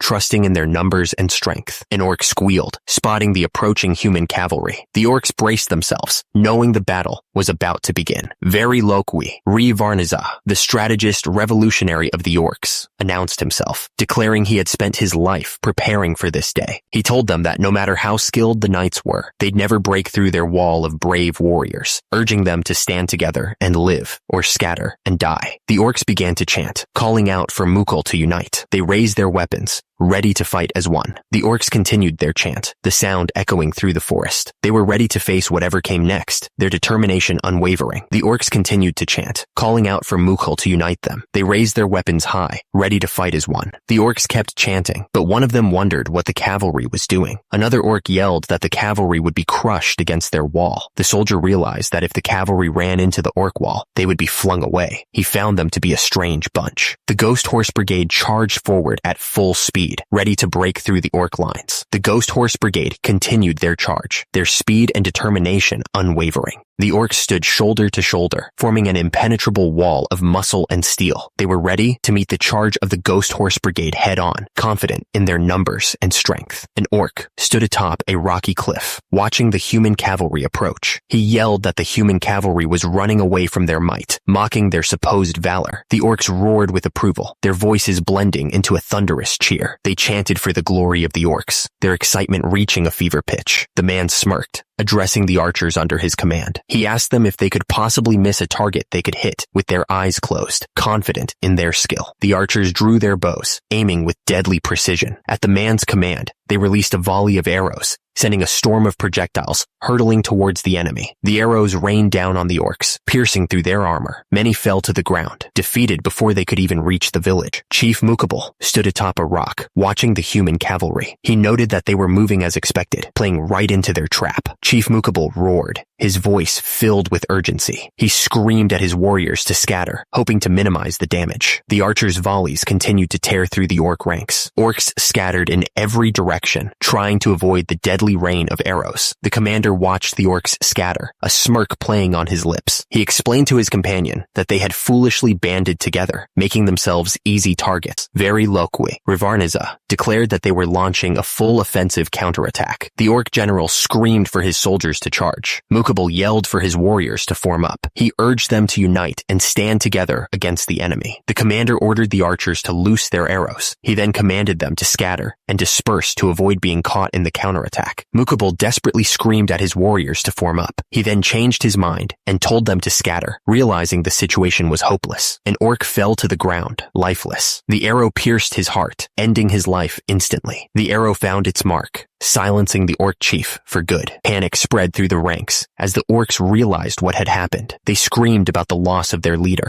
The commander showed no mercy. He coldly ordered his troops to slaughter the remaining orcs. There was no room for prisoners. The orcs broke and ran, fear driving them forward. They desperately tried to escape the archers' arrows. The battle paused for a moment. The human soldiers cheered, their voices echoing across the battlefield. They were celebrating their victory over the orcish horde, relieved that they had survived. The village was safe, at least for now. The sound of hooves echoed through the area. The mounted soldiers rode in tight formation, their armor glinting in the sunlight. From above, the scale of the army was clear. The soldiers moved with purpose, their numbers stretching as far as the eye could see. The villagers stared up in shock, their faces etched with a mixture of relief and disbelief. They couldn't believe what they were seeing. The soldiers towered over the grateful villagers, their presence a stark reminder of the power that had saved them. The cost of that power was clear in the blood on the ground. The commander's voice boomed across the village. He demanded an interpreter, calling for Tiora to come forward. He needed someone who could speak the local language, and he needed them now. The armored commander announced that they would be leaving right away. The soldier looked up at him, surprised by the sudden order. The soldier pointed, trying to show the general something important. The commander followed his gaze, waiting to see what was so urgent. The villagers asked what would become of them if the orcs left now. They begged the commander to consider their safety, their voices filled with desperation. The villagers dropped to their knees, begging the commander to protect them. They pleaded with him, seeing him as their only hope against the coming darkness. The commander turned to the soldier and asked if he wanted to become a slave. He questioned if there was really any difference between that and living in a kingdom, his voice laced with cynicism. The commander looked down at the villagers, his voice echoing with conviction. He reminded them that they were people who lived to protect their nation, their families, and their people. He emphasized that they didn't take up the sword to protect the strong, only to hand everything over to others. A villager, wounded and dying, begged to be saved. The commander dismissed his pleas, stating that this land was their kingdom alone. He questioned if they didn't understand that they must protect their own kingdom and that they shouldn't have summoned people they couldn't handle. The commander declared that a kingdom protected by the strength of others was bound to fall. He then presented them with a choice: become slaves or take up a sword and risk their lives to protect their families. The commander raised his sword high, the metal glinting in the sunlight. He declared that if they took up the sword, they would become his people and his family. The commander watched the villagers, his expression unreadable. He waited for them to decide, the fate of their village hanging in the balance. The commander declared he would go back. The crowd watched as he turned his horse around, his decision final. A villager stepped forward, shouting that he would take up the sword himself. The commander stood silently, watching the man's sudden display of courage. The woman looked at her son, Euron, and asked him if he would protect his family, even if she died. She was desperate to know if he would carry on if she fell. Euron held the sword tightly, his small hands gripping the hilt. Another villager shouted that he would fight, inspired by the boy's bravery. The commander looked down at Euron, his expression stern. He pointed out that Euron's grip on the sword was sloppy, showing no emotion for the boy's courage. The commander showed Euron the proper way to grip a sword. He told him that now that he held it correctly, he mustn't think about dying. The commander stared intently at Euron, telling him that he must live to protect his family. Euron looked up at him, his expression firm. The air hung heavy with anticipation. Everyone knew what was coming next. The order came from above: retreat. The Goguryeo army turned as one and began their retreat. The soldiers moved with practiced precision, each one trusting the others to cover their escape. The sky above was filled with crows. They flew in every direction, their dark shapes a stark contrast against the bright blue.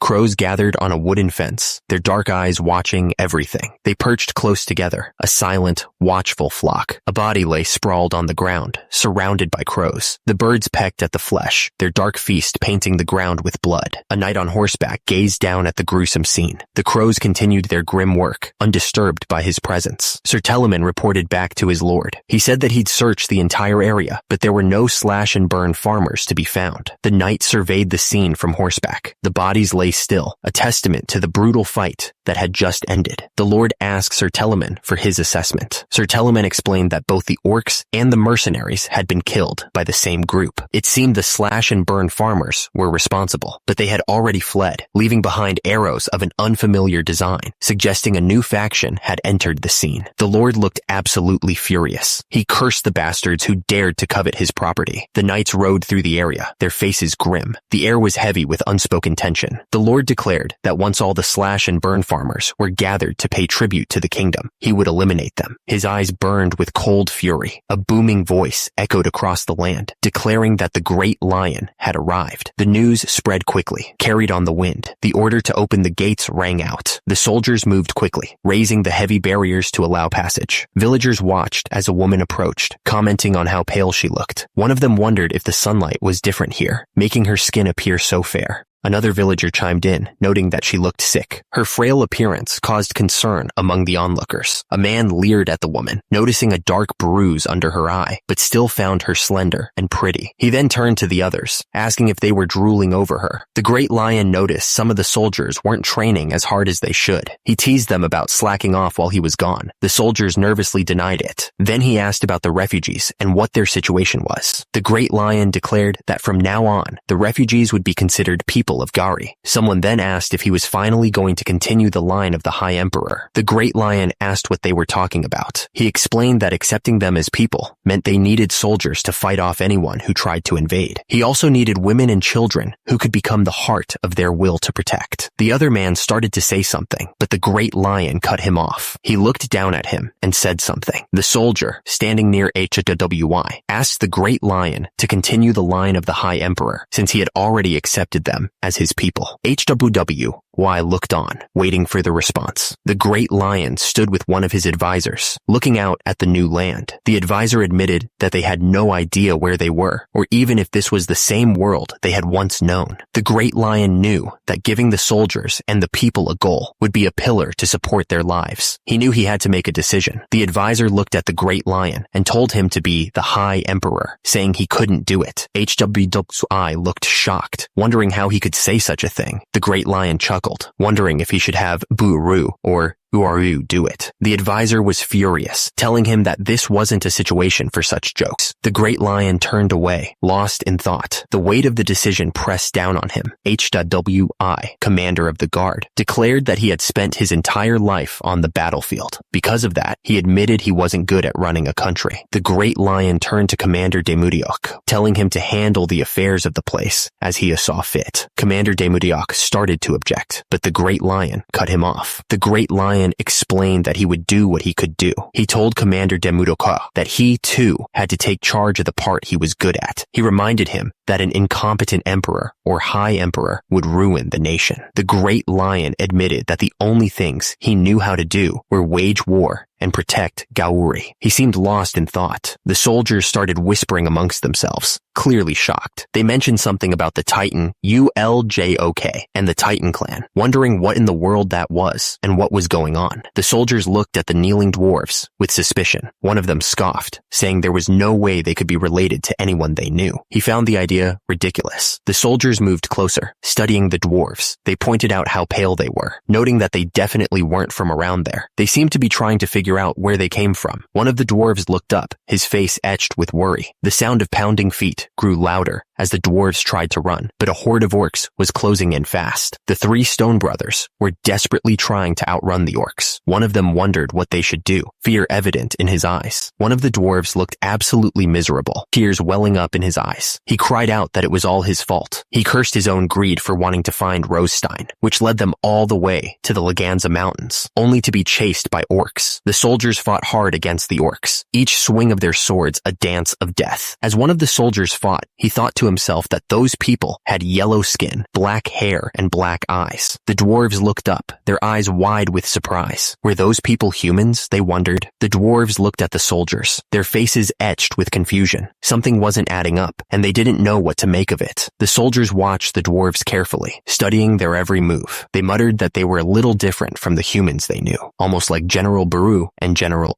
Meanwhile, back at his workshop, Old Man Jang, Gauri's blacksmith, was hard at work. The sounds of hammering and forging filled the air. One of the soldiers watched the dwarves working at their forge, his brow furrowed in thought. They seemed to be blacksmiths, all right, but he couldn't figure out what they were doing all the way out here. One of the dwarves lifted a metal bar, examining it closely. He marveled at the perfect balance and the pure iron, wondering how a human could create such a weapon. Suddenly, a shout rang out, cutting through the air. An orc guard yelled to open the gates, announcing that the great lion had arrived. The blacksmiths stopped what they were doing, their eyes widening. They were clearly shocked by the announcement. Two heavily armored men rode into the area on horseback. One of them grinned, calling out to his brothers. One of the dwarves looked up, his eyes widening. He was amazed by the person's height, bronze skin, and black hair. He realized the legend was true, and that was why all the weapons here were made. The blacksmiths watched the dwarves, confused by their reaction. The dwarves glared down at the blacksmiths and demanded to know what this nonsense was all about. They seemed furious and ready for a fight. The blacksmiths just laughed like maniacs at the dwarves' anger. One of them taunted the dwarves, asking them what all this was about. The general stood alone on the ship, gazing up at the night sky. The stars seemed so distant and unfamiliar, a reminder of how far they were from home. He was deep in thought, trying to figure out what to do next. The general spoke with a calm, steady voice, acknowledging the gravity of their situation. He pointed out that they didn't know where they were, or even if this was the same world they once knew. He urged them to make a decision, knowing that their future depended on it. The great lion stood in the water, his expression serious. He commanded them to carry out everything according to his will, his voice echoing with authority. The great lion remembered his past, lying on the dock. He had been a descendant of the High Emperor, but because he was an illegitimate son, he'd spent half his life on the battlefield. The great lion's expression was unreadable, but his eyes were full of determination. He stared into the distance, lost in thought. The Gauri he sought to protect had gone up in flames. The great lion remembered coming all this way to protect the High Emperor's legitimate line. Unable to even turn his horse back, it turned out the child wasn't a boy, but a girl. Furthermore, the child born within the royal household wasn't even a descendant of the High Emperor. The soldiers waited, their faces grim. The great lion knew he had to make a choice for the soldiers who believed in him. If this was the world he came from, he would build his strength and strike the Dang. If not, then continuing the history of Gauri would be his duty and purpose for those who followed him. The great lion lion stared ahead, his face unreadable. The gravity of the choice weighed heavily on him. He wondered aloud if the die had been cast, not sure if he was ready to face the consequences. The great lion walked down the dock, his footsteps echoing in the night. He approached the gate, his resolve hardening with each step. There was no turning back now. The base sat nestled on the coast, a beacon of hope in this new world. The mountains stood guard in the distance, silent witnesses to the birth of a new nation. The future was uncertain, but the potential was undeniable. The construction site buzzed with activity, the sounds of hammering and sawing filling the air. A watchtower was going up, a sign of the growing settlement and the promise of security. Turns out, the slash and burn farmers and the soldiers had become pretty close. In fact, they'd grown close enough to start falling in love, which was pretty unexpected. It only took about a month for those bonds to form. The food problem? Solved. Thanks to the seeds the slash and burn farmers brought, everyone could eat. As for those dwarves, turns out they weren't just blacksmiths, but skilled architects too. So, the housing problem? Also solved.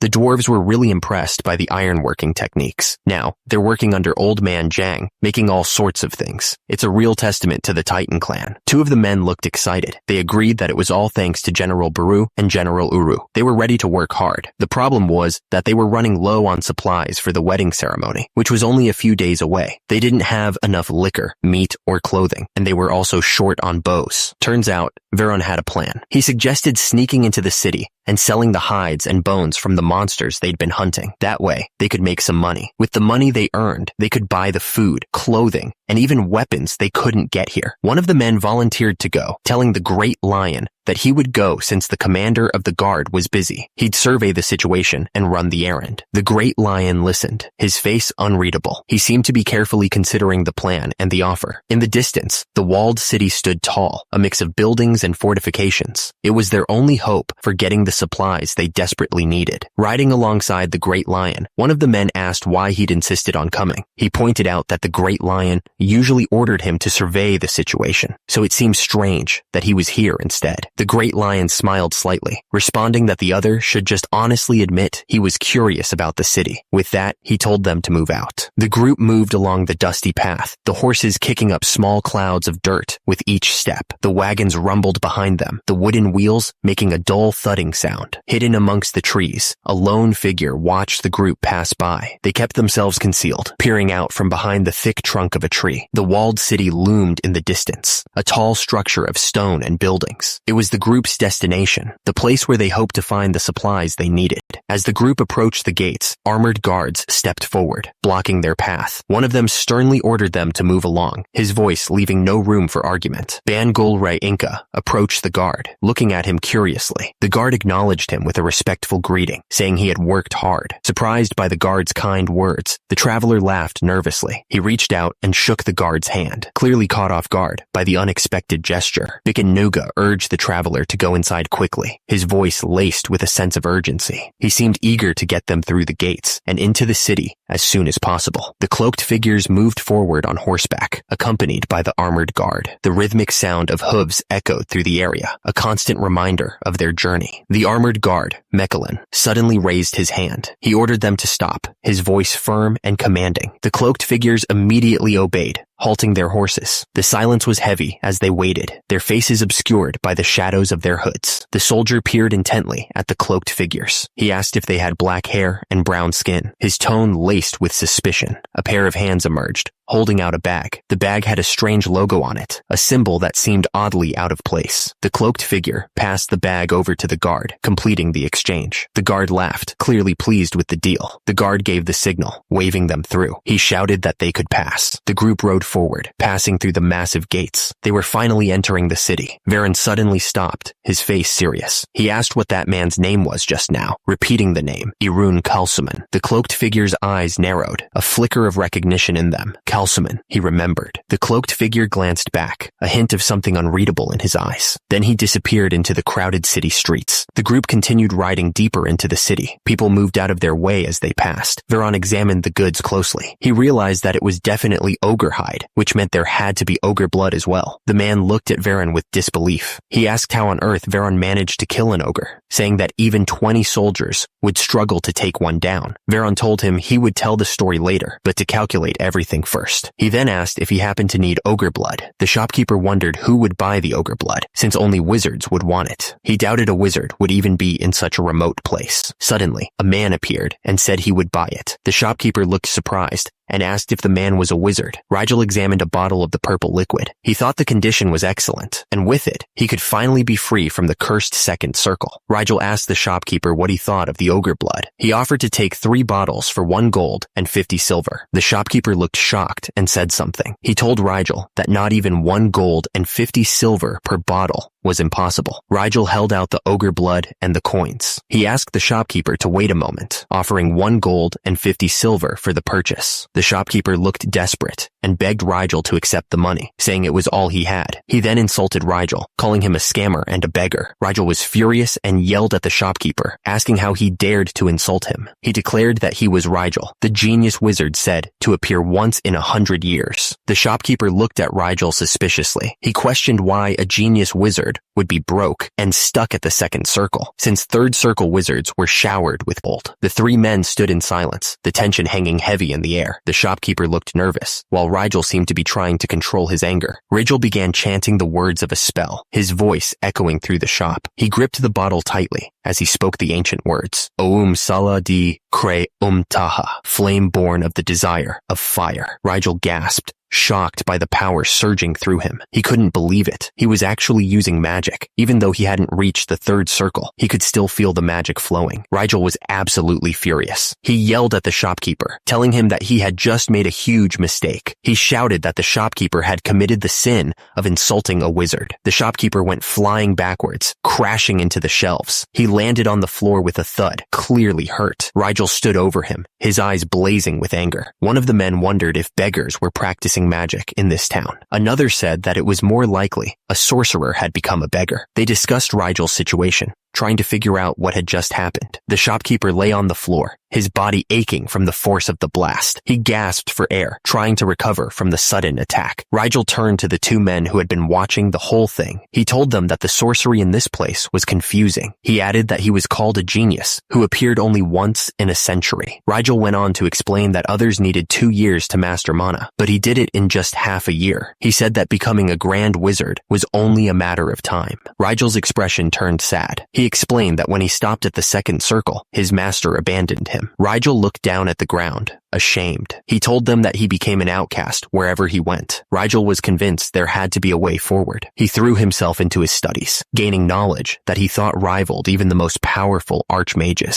Despite all his efforts, Rigel couldn't get past the second circle. He felt like he was banging his head against a wall. Rigel begged his master not to leave him. He was sure that if he could just get his hands on some ogre blood, he could finally reach the second circle. One of the men wondered if they were heading back so soon because of the old guy. He'd heard that the wizard in this land was supposed to be rare and really smart. The other guy asked if he'd kidnapped the wizard, afraid someone else would snatch him up first. The man scoffed, saying that was total nonsense. He'd simply brought him along. One of the men wondered what they were planning to do with Rigel. The other guy shrugged, saying he was rare and valuable, so why not grab him? Rigel woke up with a start, tears in his eyes. One of the men noticed and asked why he was crying. The captor acted all innocent, saying it was natural to cry after being kidnapped. He even complained about the double standard, saying when he does it, it's love, but when others do it, it's a crime. Rigel glared at his captors, thinking they were fools. They must not know that a simple rope couldn't hold a wizard like him. Rigel began to chant, calling on the power of mana to shake its strength with him. He was determined to break free from his bonds. Rigel gathered mana, his eyes glowing with power. He yelled that his energy bolt spell, though only second circle, was not something to be taken lightly. But before the spell could hit its mark, one of the men casually raised a hand. A surge of energy met Rigel's bolt, stopping it dead in its tracks. The system flashed the word block, confirming the man's incredible defense. The air crackled with the remnants of the spell's energy. With Rigel's attack easily deflected, the group continued on their way. They didn't even bother to look back, leaving Rigel stewing in his frustration. Rigel looked absolutely stunned. He stammered, wondering how anyone could stop his spell. The man looked amused, finding the situation quite thrilling. The 3 men continued on their way, the horses trotting along the dirt path. In the back of the wagon, the captured mage sat silently, stewing in his frustration. The man on horseback found the situation thrilling and joked about it. Meanwhile, Rigel was furious and demanded to know how his magic had been nullified. He couldn't believe someone could just stop his spell like that. Rigel Rigel, desperate to understand his captors, used interpretation translation magic. He demanded to know who these guys were and what they wanted. Rigel was amazed that they could speak his language. He pressed them, asking how they could block an energy bolt without a shield. One of the men replied that it was due to item power, telling him to mind his own business. Rigel wondered what item power meant. He was relieved that they could communicate, as he had been worried about leaving the liar behind in the city. Rigel, frustrated and still tied up, demanded to know how they had turned his energy bolt into nothing. He pressed them to reveal the formula they had used, desperate for answers. One of the captors smirked at Rigel. He called him old man and said that it was rude to ask about another's secret arts so carelessly, clearly unwilling to share any information. Rigel was taken aback by the response. He seemed to suddenly understand something, his eyes widening slightly. Down the path, a group of figures approached at a steady pace. The sound of their footsteps echoed through the trees. The captor glanced at the approaching group with a serious expression. He decided that they should deal with these uninvited guests first, his hand moving towards his sword. The captor looked at the approaching group. He figured it would be foolish to lose a considerable income over a single moment of greed. He was weighing his options. He glanced back at the cart. The items loaded on it were quite numerous, even things that looked expensive. He was getting greedy. Just in time, those two moved first, he thought. If he killed these guys and took the items, he could keep the source of income and take the goods. He was ready to attack. Unlucky bastards you are. The captor unleashed a sudden blast of magic. The approaching group didn't even have time to react before they were engulfed in flames. The smoke cleared, revealing a figure standing unharmed. A familiar face, Kalsuman. The captor was stunned. The captors didn't hesitate. They unleashed their magic, sending flames roaring toward the approaching group. The defenders were caught in the blaze, but the smoke cleared to reveal one of the defenders completely unharmed. He retaliated with his own magic, sending a wave of fire back at the captors. The flames didn't seem to bother him at all. He walked right through the fire, his eyes fixed on the captors. With a burst of speed, the attacker closed the distance. He struck one of the captors with a swift,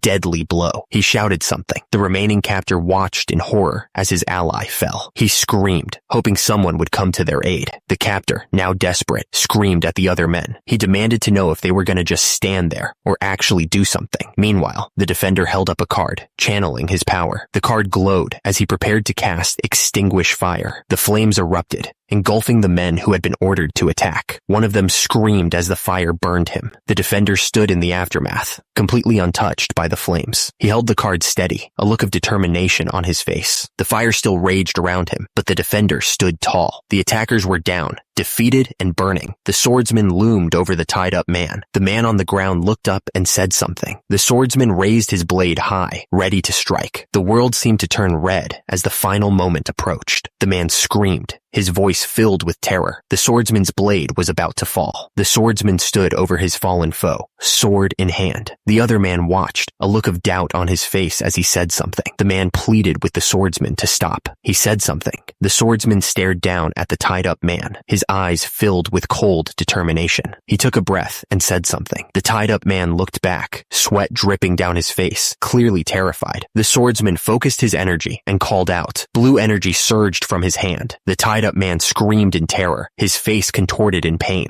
The swordsman looked down at the card in his hand, a frustrated expression on his face. He sighed. The swordsman glanced at the flames nearby, then back at the tied-up man. He wondered aloud, sounding annoyed. The swordsman looked down at the tied-up man, a strange expression on his face. He checked the man's pulse. He said something, his voice flat. The swordsman watched the tied-up mage, thinking about how he cast magic with just a trigger word and no chanting. He was impressed by the mage's skill. The old man looked down from his perch, thinking about their direction. He realized they were heading towards the Laganza mountain range, where the dragon lived. The old man turned to the tied-up mage, his eyes widening. The old man thought that the mage must be a dragon. The old man's hands trembled as he thought about becoming an attendant of a dragon, the origin of magic. He knew that if he could surpass the second circle. The tied-up mage looked up at the old man and smiled. He apologized for the kidnapping, his voice calm. Rigel, still tied up, pleaded with the swordsman. He insisted that even if they didn't like him, they must have brought him here because they needed him. Rigel promised to do anything they commanded. The swordsman looked down at Rigel, thinking about what he had just said. He wondered if the mage could really be of use to them. Suddenly, the old man's eyes widened in shock. He seemed to have realized something important. The old man was stunned by the sight of the village. He commented on how well organized it was, especially given its location in the Laganza mountains. He added that the discipline discipline and morale of the soldiers rivaled even the empire's. A man on horseback greeted someone as Grand Master. Then, he noticed the old man behind him. He asked who the old man was, before shouting out in disbelief, calling him Titan. The men wondered why they kept being called Titans. The white-haired man added that even dwarves, thought to have vanished after the divine demonic war 1,000 years ago, were here. Kalsuman scoffed at Rigel, correcting him that he was a mage, not a sorcerer. He reminded Varan that he hadn't forgotten the crime of trying to harm him. Varan stammered, saying it was because Kalsuman had insulted him. Kalsuman ordered Baru and Uru to take Varan to the execution ground. They acknowledged the order. Kalsuman then asked where they had found him. One of the men replied that they had found him on the way. The town square was buzzing with people. A fire crackled on a wooden platform, casting long shadows across the dusty ground. The air was thick with anticipation. Kalsuman sat on his throne, looking down at the old man. He pointed out that while he might have said he simply picked him up, it was also true that he had kidnapped him. Kalsuman continued, saying that he couldn't forgive the old man for trying to hurt Varan, who was their guide and one of his people. The old man stammered, trying to defend himself, saying they had insulted him, a mage. Kalsuman listened to the old man. He understood and thanked him, but then pointed out that the old man had also insulted him by trying to harm his servant. The old man looked absolutely shocked, like he couldn't believe what he was hearing. He protested, saying, "No, how could you say such a thing? It's survival of the fittest. Good triumphs over evil." The voice echoed through the throne room, declaring that it wasn't about good punishing evil, but about the victor taking everything. In the end, the strong take it all, he insisted. The old man didn't seem impressed by the speech. He just scoffed. Kalsuman dismissed the old man's complaints. He said a weakling who insults others is only speeding up their own demise. He wondered if kidnapping was really the right word for it. Kalsuman continued his verbal assault. He asked the old man if he even realized he could have been killed right there. Kalsuman wondered if the old man even had the skill to command respect as a mage. The old man looked up, his face etched with despair. He felt so pathetic, he thought. His entire 75 years of life felt so regretful and wretched. The old man looked up, surprised by the offer. Kalsuman was actually going to give him a chance. Kalsuman towered over the old man, laying out his offer. Would he keep wandering around like a beggar, enduring insults, or would he throw in his lot with Kalsuman? The old man looked up, a confused expression on his face. What did Kalsuman mean by that? Better than an outstanding mage. What was he getting at? Kalsuman turned and walked away, explaining what he needed. He needed a sage, someone with great knowledge of this world. Kalsuman paused, looking back at the old man. So, would he join him? He'd ask one last time.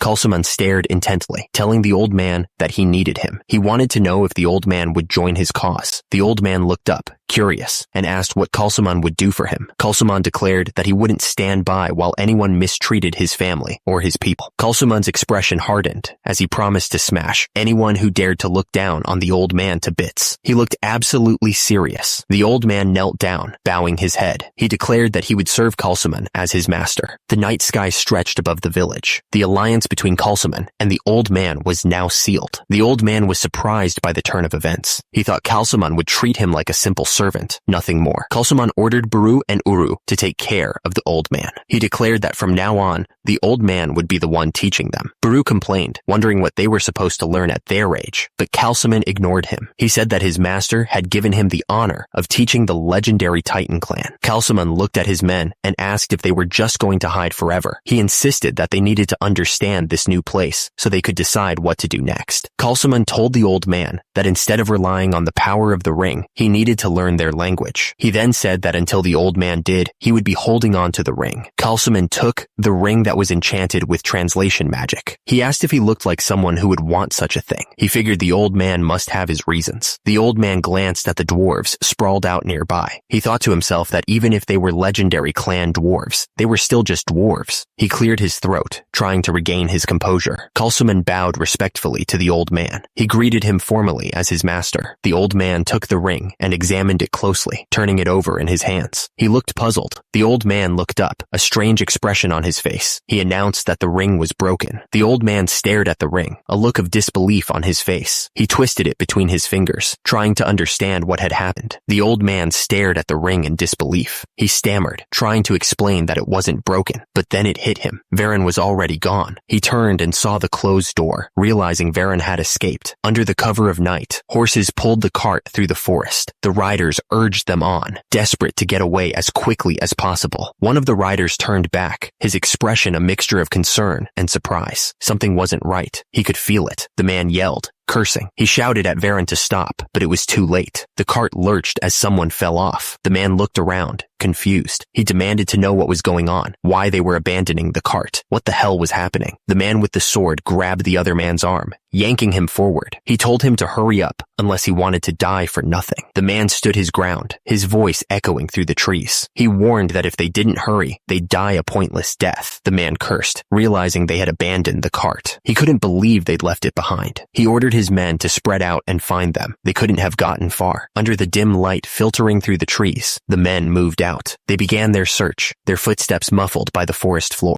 The man with blonde hair looked at the other man, his face etched with fear. He asked why they were coming this way, his voice barely above a whisper. The man looked up, his eyes wide with fear. He wondered if this was the end, if he was really going to die like this. The man stared at the bodies scattered around him, his mind racing. He couldn't believe it. The man with the black hair had taken care of 2 of them all by himself. That's insane. The man with the black hair told the guard to stay quiet. He offered him a deal. If he answered his questions honestly, he could go home and see his family again. He added with a smirk that he was single. The man with the black hair held the guard's wrist tightly. The guard was crying, the tears streaming down his face. The tension in the air was so thick you could cut it with a knife. The man with the black hair looked directly into the guard's eyes. He demanded to know why they had attacked them. He wasn't going to let this go. The guard explained that an order came from the kingdom to conscript soldiers, so Baron Alvin was capturing slash and burn farmers to fill the quota. The man with the black hair realized that's why those mercenaries were after the farmers. He knew he had to hurry and tell the camp. The guard begged him to spare him. He stammered that he had a girlfriend. The man with the black hair asked the guard if he should kill him. The man with the black hair told the guard that he had answered as he asked, so he'd let him go as promised. He added that it'd make him a little uneasy if he went back the way they came, so he should close his eyes and walk that way until he counted to 1,000 before he headed back. He told the guard not to worry. One of the men asked if it would be all right to let him go, saying that if they let him go, a pursuit party might come after them. The tension was high as they waited for an answer. The man with the black hair told the others not to worry about that. He said the guard was an honest fellow and probably wouldn't sell them out. He reassured them that everything would be fine. The captor yelled for them to run at full speed, saying that he got it. He was clearly excited about something. The man with the black hair and the blonde man followed close behind. The blonde man looked back, a worried expression on his face. He muttered that the captor should have been more careful. He seemed genuinely concerned. The man with the black hair looked down at the body and called the dead man a liar. He stated that he had kept his promise and asked if they should get going. He showed no remorse. The soldiers stopped dead in their tracks, staring at the body on the ground. One of them exclaimed in shock, asking what was over there. Another realized that it was Pino and that he was dead. The soldiers drew their swords, the metal glinting in the dim light. The man with the black hair stared back at them, his expression unreadable. The tension in the air was thick enough to cut with a knife. The soldier looked up,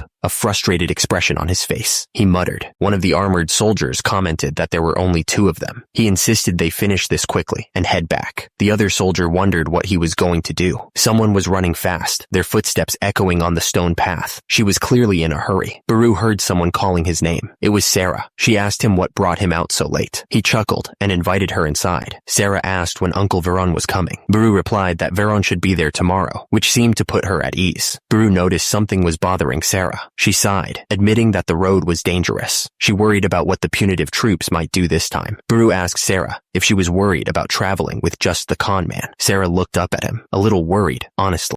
Sarah admitted she was a little worried. Seeing his track record, trust was hard to come by. She sighed. Nothing ever goes smoothly. Baru told Sarah not to worry. Suddenly, he gave the order to charge. He knew that guy might spout nothing but high-order lies. Baru unsheathed his sword. He told everyone to charge forward. He knew the situation was dangerous, but they couldn't back down now. The soldiers charged forward, weapons raised. The clash of steel echoed through the forest as they crashed into the enemy. It was a chaotic scene. The warrior lunged forward with his sword, a whirlwind of motion. Turns out, he had once fought under Gibek. The force of his swing sent his opponent flying backwards through the air. He was known as the fight dummy. Steel clashed against steel, as the soldiers fought with unmatched fury. The battlefield was a scene of brutal chaos. Surrounded on all sides, the warrior spun, his sword a blur of motion. He was trapped, but he didn't look scared. His expression was hard, his eyes filled with determination. He was Gyeong Sam, the strongest of Gaori's inspectors, Baekjae's fight dummy. The man told the other to get moving. They were heading deeper into the dark forest. Suddenly, the man froze. His face went white. He couldn't believe what he was seeing. He was clearly terrified. He wondered why that person was here. Turns out, a massive, twin-headed ogre was stomping through the forest towards them. The ground shook with each step. The ogre roared, its twin faces contorted in rage. The man screamed, paralyzed by fear. The man tried to keep it together, his face contorted with terror. He told himself to stay calm, but it wasn't working. He thought that the ogre might be the king of land monsters. But if it was the same Wung Sam who could cut down soldiers in one swing, he didn't know what to think. The man's eyes widened as he realized who he was facing. He was in deep trouble. Meanwhile, inside the building, the meeting was coming to an abrupt end. Something important was happening. An urgent report was coming in. The men inside waited anxiously to hear what the messenger had to say. The man reported smoke rising from the northern border tower, a trade partner. It seemed something had happened to the Fish and Burn village. He asked how far away it was, trying to figure out the scale of the problem. Less than half a day on horseback, came the reply. The man thought about the report. He couldn't ignore it. It was too close to home to just let it slide. The man addressed the group. They would decide whether those at the border were friend or foe on the spot. He ordered them to save the minimum defense. The man slammed his hand on the table, declaring that everyone else would march. The room went silent as they waited for his next order. The order went out. Full mobilization. The soldiers scrambled to mount up, grabbing their horses and arrows. It was time for war. The old man looked around, confused. The sudden march? Did something happen? He couldn't believe how quickly everything was moving. The march order was only just given. How could they move so fast? He was clearly shocked by the speed of the army's response. The army was already forming ranks. The leader on horseback watched as the troops lined up, ready to move out. The entire army was on the move. Row after row of soldiers marched forward, a massive force ready for war. The army marched relentlessly, an endless wave of soldiers moving towards the northern border. The ground vibrated with each step. The old man stared at the troops, amazed. He'd traveled all over, but he'd never seen soldiers this organized before. The amount of ki radiating from them was insane, rivaling even the Imperial Knights. A soldier looked ready to charge into battle. He was just waiting for the order to go, itching for a fight. The leader gave his orders. He told Uru to take Risel with him. Then he asked if the master was coming along as well. The leader turned his attention to Risel. He asked if Risel had ever seen a battlefield. Risel confirmed that he had, my lord. The leader gave Risel his instructions. He told him to watch their war today and report on how this front and their way of fighting were different. The leader's words carried a simple, undeniable power. You could smell the blood on him, but he remained calm. Every word he spoke was crystal clear, filled with authority. A subordinate knelt before the leader, listening intently. He responded with complete obedience, simply saying, the moment hung in the air, thick with anticipation. Something big was about to happen. The leader's face contorted with fury as he gave the order. He screamed, his voice echoing across the field. The gates swung open, and the troops surged forward. They charged out into the night, ready to follow their leader into whatever awaited them. The army stood ready, a sea of spears and flags stretching as far as the eye could see. Their leader sat firm in the saddle, his gaze fixed on what lay ahead. The moment hung in the air, heavy with anticipation of what was to come. The order came down, round up the useless, everyone except the men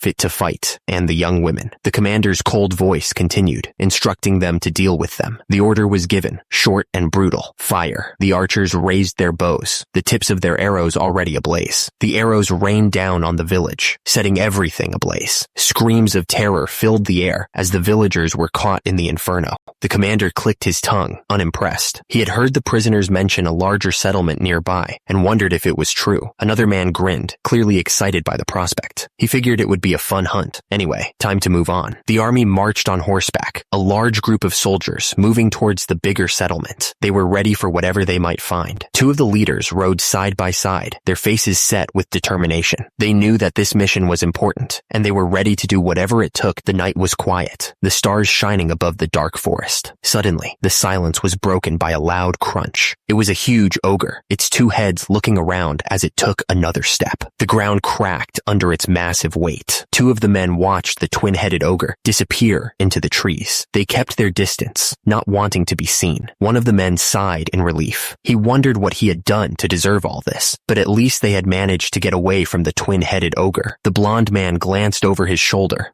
but froze when he saw a goblin standing there. The little monster grinned, holding a rock in its hand. The blonde man realized they had entered monster territory. The dark-haired man seemed surprised by the news and asked if that was true. The dark-haired man said they should leave quickly, but suddenly fell to the ground. He cursed in frustration. The dark-haired man was getting annoyed by the goblins. He kicked one away, but then paused, seemingly noticing something. The blonde man explained that baby goblins are only raised in goblin villages, so he had been about to suggest they leave them alone and get out of there. But something had changed his mind. The blonde man realized it was too late to escape. He said the dark-haired man should have stopped him because they were surrounded by a horde of goblins. The army stood still beneath the vast, starry sky. The air was quiet, but the tension was thick. You could feel that something was about to happen. The commander's face was grim. He ordered them to rest there for a bit, but to keep a close watch for any ambushes. His subordinate replied something. The commander examined an arrowhead closely. He said that judging by the insignia, they were Lord Alden's private soldiers. The other man acknowledged, and the commander continued, saying he'd heard Lord Alden had been capturing farmers from the area. The commander explained that the reason Lord Alden rarely came to the area was because of the ferocious monsters and the heavy losses an army would take. He added that since the city at the entrance to the Raganza Mountains was a commercial city, they didn't need many slaves. The commander paused, his expression serious. He said that in this case, he believed Lord Alden was gathering personnel for the war. He looked determined. The commander explained that the more developed a city's commerce, the more the wealthy tried to help their kids avoid being forced into service. So, it was common practice to buy serfs or slaves and send them to the battlefield in their place, along with a bribe. He figured that they were planning to use the captured farmers as slaves. The man thought they were insane. Did they really think they could win like that? He figured the Haiyan Kingdom probably didn't care whether they won or lost. The commander's words caught the other man off guard. He reacted in shock, asking what he meant by that.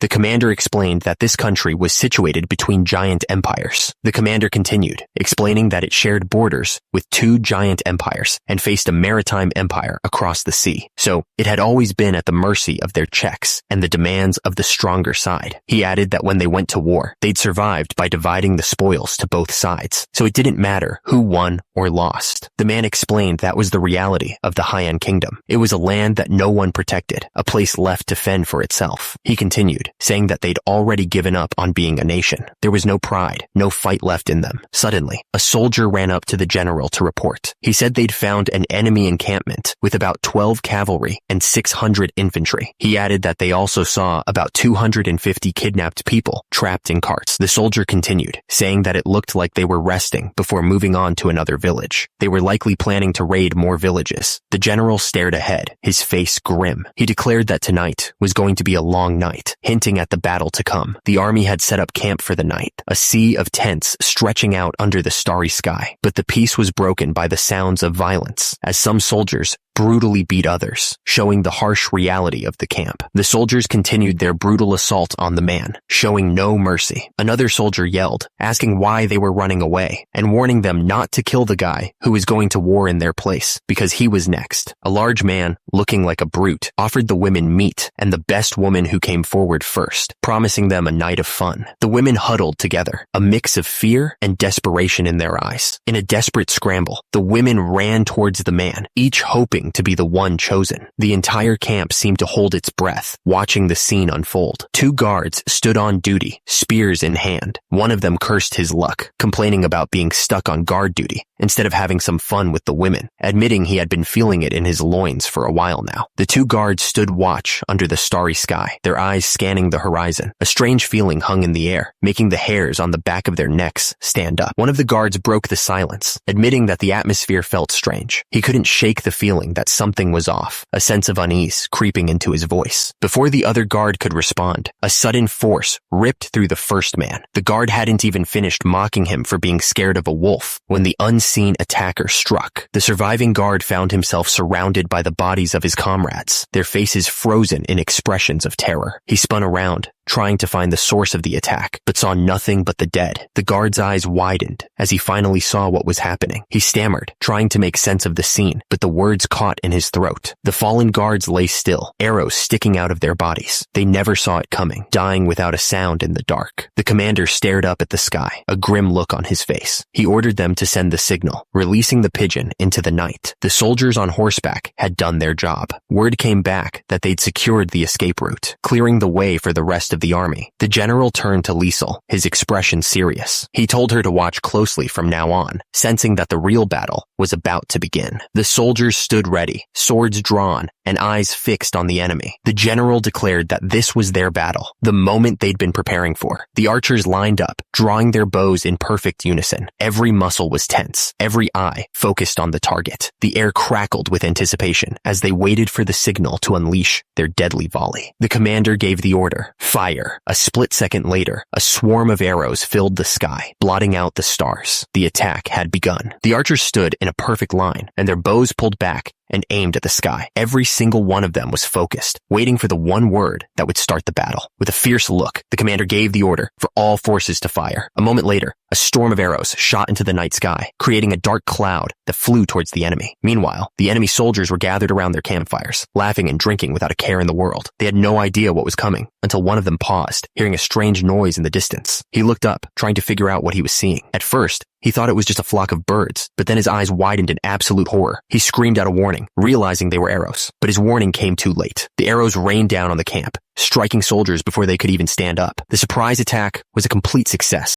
From above, the scene was one of total chaos. Bodies were scattered between the tents as the unprepared soldiers fell victim to the perfectly timed ambush. In the middle of it all, the enemy leader, a baron, was shouting in confusion, demanding to know what was going on. His remaining soldiers quickly grabbed their spears, trying to form a defensive line against the unseen enemy. One of his guards immediately rushed to his side, pushing him back towards cover. The guard urged the baron to get somewhere safe, insisting they would handle the attack. The baron looked annoyed by the surprise attack and turned to his commander. He gave a simple order: handle this and do it quickly. The commander immediately started shouting orders to his men. He told the archers to prepare to fire back, while the pikemen were to set up an ambush at the camp's entrance, ready to trap the attackers. The soldiers moved without a moment's delay. The pikemen formed a solid line, creating a wall of sharp spear points aimed at the darkness. From behind this wall of spears, the commander watched intently. He could see the attackers gathering in the distance, preparing their own charge. As he watched them get closer, he noticed a key detail. The enemy was a cavalry unit, riding on horseback. That meant they weren't just some random farmers raiding their camp. Still, he wasn't too worried. He thought they looked disorganized, not like a real army. He even scoffed at them, thinking they were fools for trying to shoot arrows from horseback. Feeling confident in his plan, he turned to his own men. He roared the command for all of his archers to draw their bows and get ready. A nasty grin spread across his face, absolutely sure of his victory. He told his men that the moment the enemy cavalry came into range, they were to turn them into pincushions. The commander's archers let their arrows fly in a high arc, but from the darkness, the black armored cavalry answered with a volley of their own, firing straight ahead from their horses. The commander just smirked, completely unimpressed. He thought they were fools for even trying to shoot from that far away. But a moment later, his confidence vanished. He watched in disbelief as the enemy's arrows slammed into his soldiers with deadly accuracy. He couldn't believe it was possible. The thing is, these weren't ordinary bows. The cavalry's archers used powerful, reinforced weapons, and they fired with a skill the commander had never seen before. His archers didn't stand a chance. The volley was so precise and powerful that his men were being picked off one by one, their own formation breaking apart in seconds. Realizing his mistake, the commander panicked. He screamed at his pikemen to get ready and stop the cavalry before they could break through. But on the other side, there was no panic at all. The general of the black armored cavalry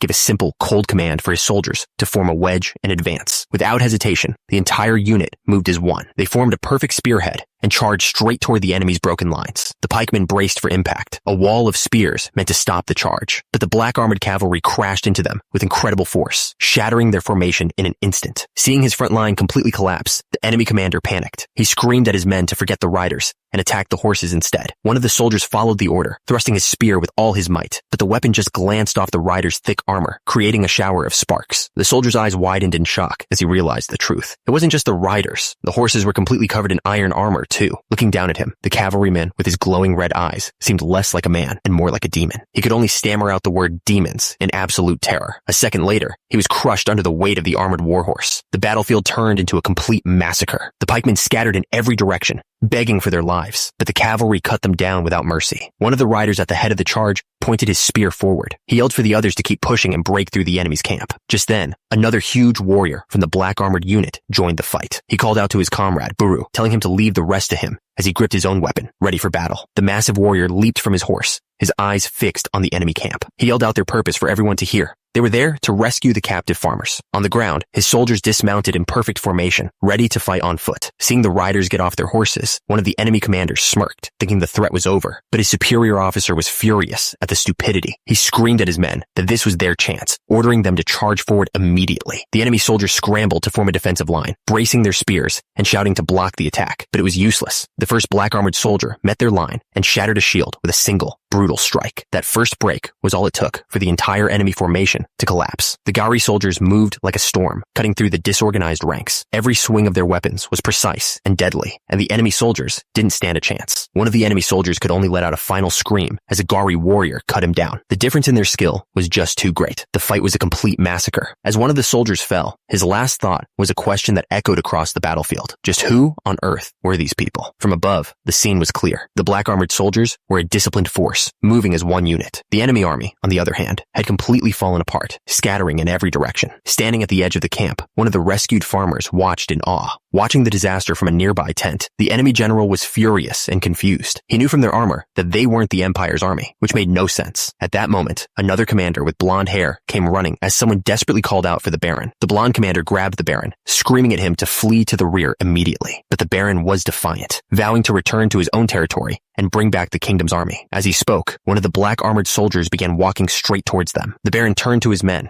asking if they had secured an escape route for him. But before anyone could answer, one of their soldiers froze completely. His eyes widened in absolute terror as he stared at something just behind the Baron. It was already too late. The entire camp had been completely overrun. A captive woman stared in disbelief at the bodies of the guards, while in the background, someone screamed for everyone to run for their lives. The blonde commander could only watch, paralyzed by the speed of the slaughter. Then, a new figure stepped through the chaos, walking calmly past the bodies of the fallen enemy soldiers. Their ornate armor marked them as a leader, and they moved with an air of complete control. The battle was clearly over. The Gauri soldiers now stood over the entire camp, having taken it completely. One of the men approached the commander, confirming their arrival and addressing them as Daisaja. Daisaja immediately gave new orders, telling the soldiers to secure the wagons and for the scout cavalry to get ready to move out. But one of the surviving enemies, cornered and with nothing left to lose, knew this was his end. He pulled out a fire starter, a look of grim determination on his face. He screamed in defiance, charging forward with the burning torch, intending to take everyone down with him. In a nearby cage, the captured farmers cried out in terror, begging for someone to save them. Daisaja's eyes narrowed, watching the mad dash unfold. The fate of the captives hung in the balance. Everything now depended on that single, desperate flame. The soldiers screamed that they would all die together. Inside the cage, the captives begged for their lives, watching in horror as he closed in. Daisaja just watched him come. He was completely lost to madness, promising them a painful end. But then, Daisaja raised his hand. He wasn't moving to block the man. He was doing something else entirely. He seemed to be speaking to the fire itself. Suddenly, the flame on the torch didn't go out. It exploded. The attacker froze, completely confused by what was happening. In an instant, the fire leaped from the torch and wrapped around him. His own weapon had become his end, but it wasn't over. The flames twisted and formed into a giant burning skeleton. The captives and the surviving enemy commander could only stare, unable to believe what they were seeing. It was then that the commander understood. The leader of these invaders wasn't just a warrior. He was a mage. The blonde commander looked completely broken. He realized that in just one single charge, his army of 600 had been cut down to less than 100. The man with gray hair, completely cornered, started screaming. He yelled that he was a noble from the High-End Kingdom, trying to use his title to scare them off. The Baron just smirked. He sarcastically agreed that they couldn't possibly treat a noble carelessly, but then said he was going to press forward and take control anyway. He got even angrier, yelling about the laws of war. He demanded to speak to their leader immediately. In response, the soldiers parted. A figure on a massive, armored horse rode slowly through the ranks. The Baron faced the rider, introducing himself as Baron Alvin of the High-End Kingdom, but the commander just stared back without a word, which only made the Baron more furious. But then, another man stepped forward and called the Baron a liar. He told the commander that the real Baron Alvin hadn't even returned from the village yet. The commander turned to an older man and asked for an item. The old man Rizal handed it over and explained that he needed to speak a trigger word to use its magic. The commander held out his hand and simply said the words, trigger word. Something was about to happen. Nothing happened. The commander had said the words exactly as he was told, but the magic item didn't work. The old man, Rizal, looked completely baffled. After clearing his throat, Rizal realized the problem. He quickly explained to the commander that he wasn't supposed to say the phrase trigger word out loud. Rizal told him to follow along carefully and said the word interpretation. The commander tried to copy him, but it came out as gibberish. The language barrier was a serious problem. Meanwhile, the enemy saw their chance. The blonde knight whispered to the man claiming to be the Baron, saying the battle had shifted and suggesting they make a move. As the knight explained his idea, a nasty grin spread across the fake Baron's face. He clearly liked what he was hearing. Back with the commander, Rizal was getting stressed. He insisted that the word had to be spoken perfectly. The commander took a breath and tried again, concentrating hard on each sound. This time, it worked. A blue light glowed from the ring on his finger. Rizal gasped, clapping his hands in relief as the commander calmly announced that it was done. The commander looked across the field and spoke, his voice now magically translated. He asked if they could hear him. The fake Baron looked up, surprised, and confirmed that he could. The commander smiled, satisfied that the magic was working. Now they could finally talk. The blonde knight stepped forward. He introduced himself as Hugelion Teluman, a knight serving Baron Alvin. The commander responded from his horse, introducing himself as Deshiko Jincheon of the Great Gari Empire. The name meant nothing to Hugelion. He'd never heard of a Gari Empire. Hugelion was deeply suspicious. There was no country called Gari on the continent, and calling themselves an empire was a massive claim. He couldn't figure out what these people were trying to pull. The commander asked if they wanted to continue the fight. Hugelion knew the battle was already lost, but he told the commander he had one request. He challenged the commander to a one-on-one duel. If he won, he asked that the Gari army would leave them in peace. The commander considered the offer. Then, he accepted the duel. Hugelion thanked him for honoring the challenge, but this was all part of their plan. The Baron knew that Teluman was a famous knight. Their real goal wasn't to win the duel. It was to get close enough to take the commander hostage